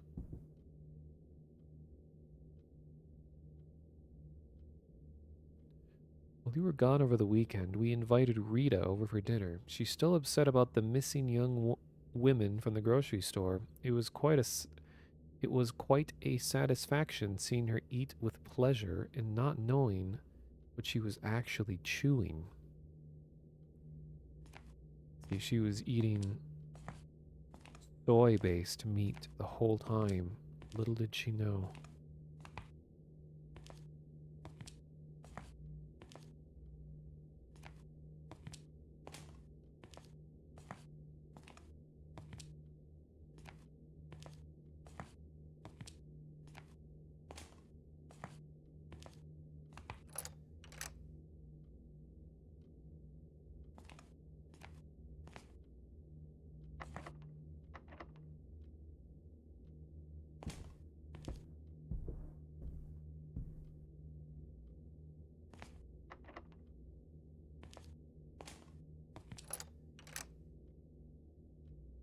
Just wandering in the people's rooms. This reminds me of a really good Dan Bell episode or video. People that don't know, Dan Bell does like urban exploring kinds of videos. He's been around for a long time. And one of my favorite ones of his is when he's exploring the what is it? It's this hotel that is near, it's in West Virginia, and it's near the Mothman stuff. Can't remember. Like, it's a pretty well-known hotel, but it's kind of a creepy one. But the video of when he's there, that he finds out that like nobody else has a room in the hotel, and they just leave all the doors unlocked when nobody's using the room. So he just walks around this like creepy old hotel at night and just goes into all the hotel rooms, and the rooms have like piles of furniture in them and reasonable things to be in there, but it's just kind of creepy. Like, oh, let's go to the next room, and now it's just like the rooms are like really cold compared to the other rooms, and then it just randomly starts like hailing outside. It's really loud, intense like rain and then hail out of nowhere. And then the storm's gone. It's just nothing overtly scary happens. It's just like the feeling and the atmosphere throughout that video is like uniquely unnerving. It's really cool. What is the name of that hotel? I'll find that name really quick so it won't be hard to find.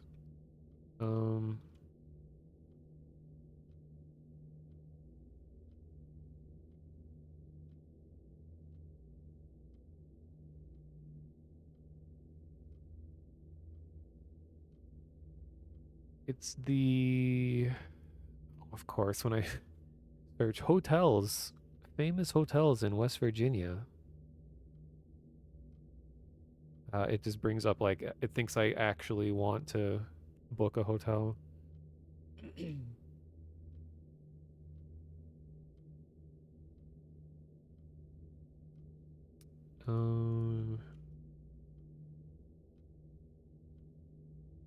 Oh, the Low Hotel. Because it's near the Mothman Museum. I know what we'll do. I'll queue this up. And after this game, which isn't very long, we should watch this Dan Bell video together because it gives like very similar vibes to this game so far. Hopefully he has the video still up. Yeah. It is a 30-minute video, but it's very atmospheric. Yeah, Low Hotel in Point Pleasant, West Virginia. So if anyone wants to watch it on their own time, here's Dan Bell, Low Hotel. But I'm gonna do this game first. Safe is locked. I need to find the combination if I want to open it. Has anyone done that when you've stayed at hotels before, where you just like wander around the building? Like there's really nothing stopping you. It's like you're paying to be there. Why not just walk around? You're gonna eat the fuck out of some crackers while you watch it? Nice. The paint still smells like oil colors. Maybe there's something...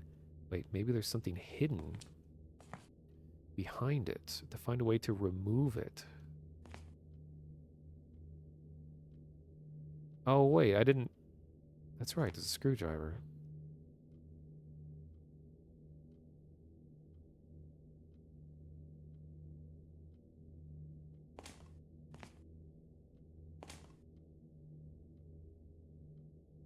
I mean, I have a crowbar and a screwdriver. Can that not be used here for some reason? We have to be careful. The police interviewed Henry again and asked about the missing people in this area. He's not going to say anything, but maybe you should buy him a little gift for his loyal service. Oh, and remember to do something about the noise. You don't want the neighbors to start asking questions, do you? Who's just leaving incriminating notes around like this. And it's scary watching my cursor just hover over OBS. And I do recommend anyone that streams uses OBS. There is a feature to require confirmation before starting or stopping streams. That way you can never accidentally click it and just end the stream. So it's really valuable to have a two-step process before it goes off stream or whatever offline.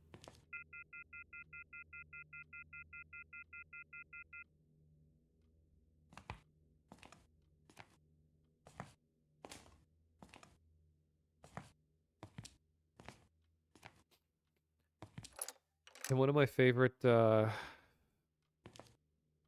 things about the game Condemned, it reminded me of this, is that, you know, the trope in horror games where it's like, oh, in order to open this door, I gotta remove the lock. But in order to get rid of the lock, I need to find a chemistry station and combine these acidic materials and then pour the acid on the lock and then weaken the lock and then pull it. It's like this really convoluted way to do simple things.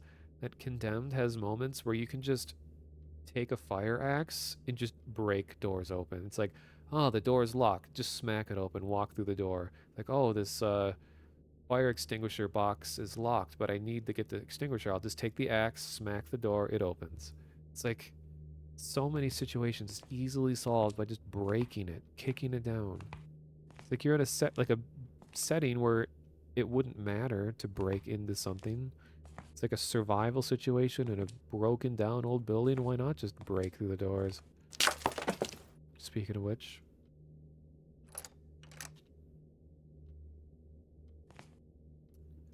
Oh, this is a normal thing to have in an attic. Cuffs.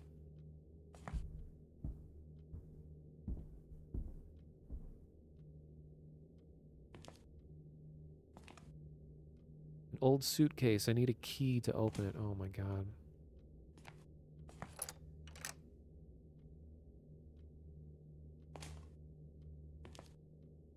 The gate is shut. There's no way I can escape through here.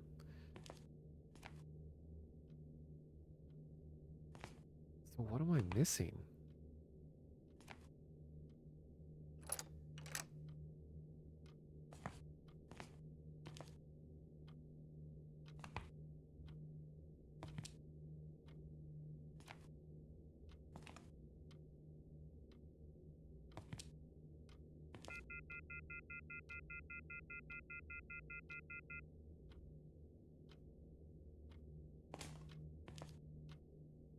Just sleep again? Can't go back to bed now. This reminds me of that Call of Cthulhu game, the old one, where you start. Well, part of the game is like you're in a hotel, and they're like, "Get out of here, outsider!" And your guy is so calm during all of that. Like he's being chased by a bunch of like angry Innsmouth townsfolk with guns and pitchforks and stuff, and he's like, "The door is locked. I can't open the door right now. It's locked." It always annoys me so much when if you have a horror game protagonist that can speak and they're just unfazed by everything going on around them, and there's no reason why they should be unfazed. It's locked. Jammed.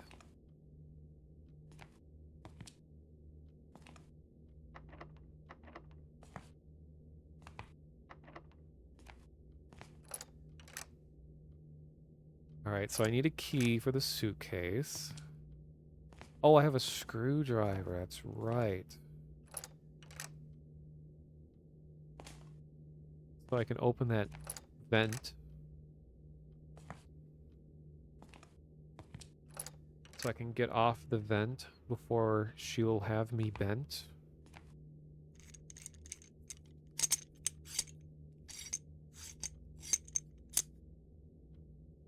Sounds like the devs recorded their own sounds. I admire that. used to imagine what were behind locked doors in games as a kid. I did that too. Like, I always thought, I was very young, that, yeah, games were just, that game worlds were complete and that there were actual things behind all of these doors that you weren't given access to. And I was just always like, if I keep looking, there's got to be a way to open this door. You know, this door that's very clearly decorative and on the wall. I didn't realize that games were, you know, only made for the intended path.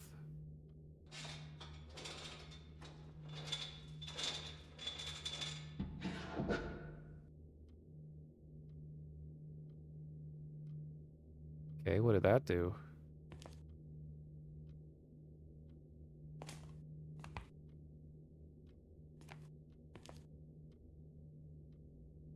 A lighter?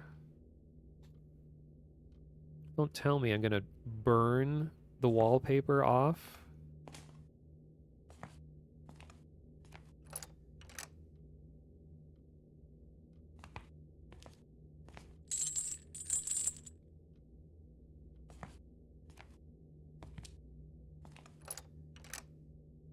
Dang it. Wait, can I light this?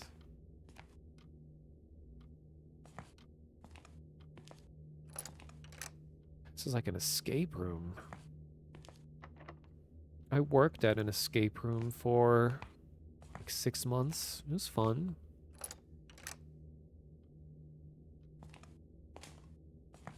Didn't help that, like, my boss only believed in negative reinforcement. That, like, she would never tell anyone if they did things well. She would only point things out if they're doing something wrong.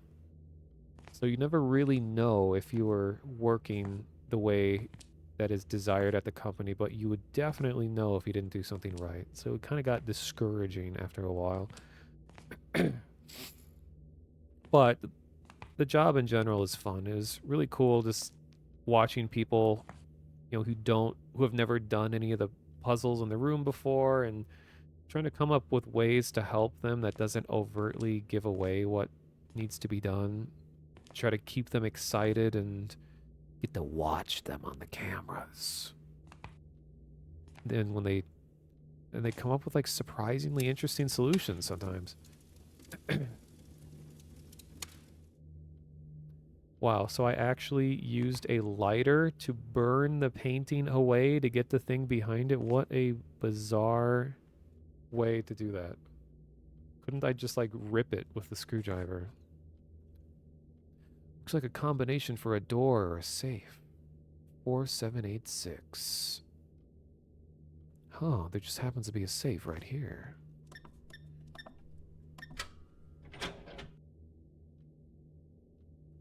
A key. A key. A key.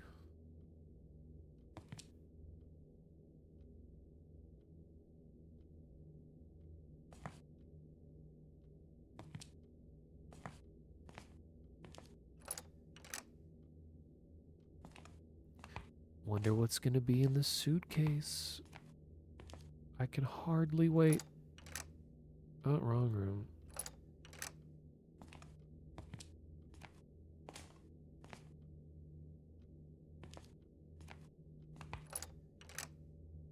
Oh my god.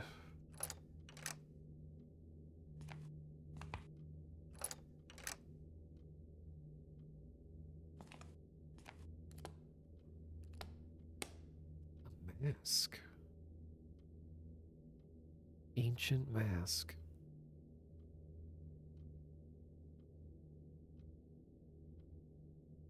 I need more masks in my room. I need to find some just cool masks and just hang them on the wall. I already kind of have some. They're actually gaskets from some VR headsets that happen to look like masks, and I held on to them because they're kind of creepy looking.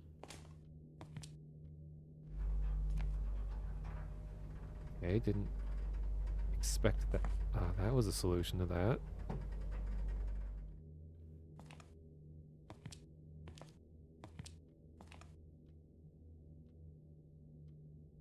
I going to get jump scared? You've escaped the weight of darkness for now. And it quit itself. All right. Well,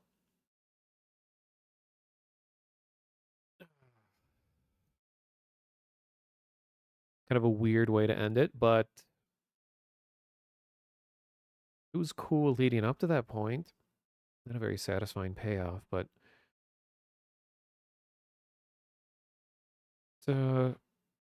what can you say? Small free game on the internet. So that was You and the Night by M. Jessen.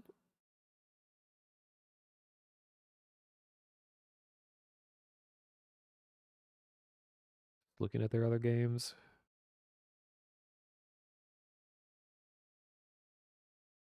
Oh, they made some other cool looking games. So check those out some other time. Okay. So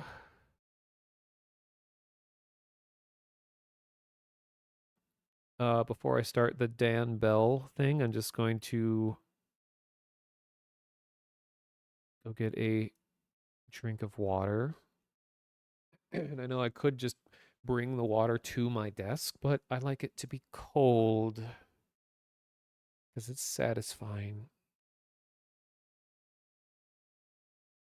So here's a little bit of Binding of Isaac music while I go get a drink for a minute or two. Whoops. This one. Want a little more chill. There we go.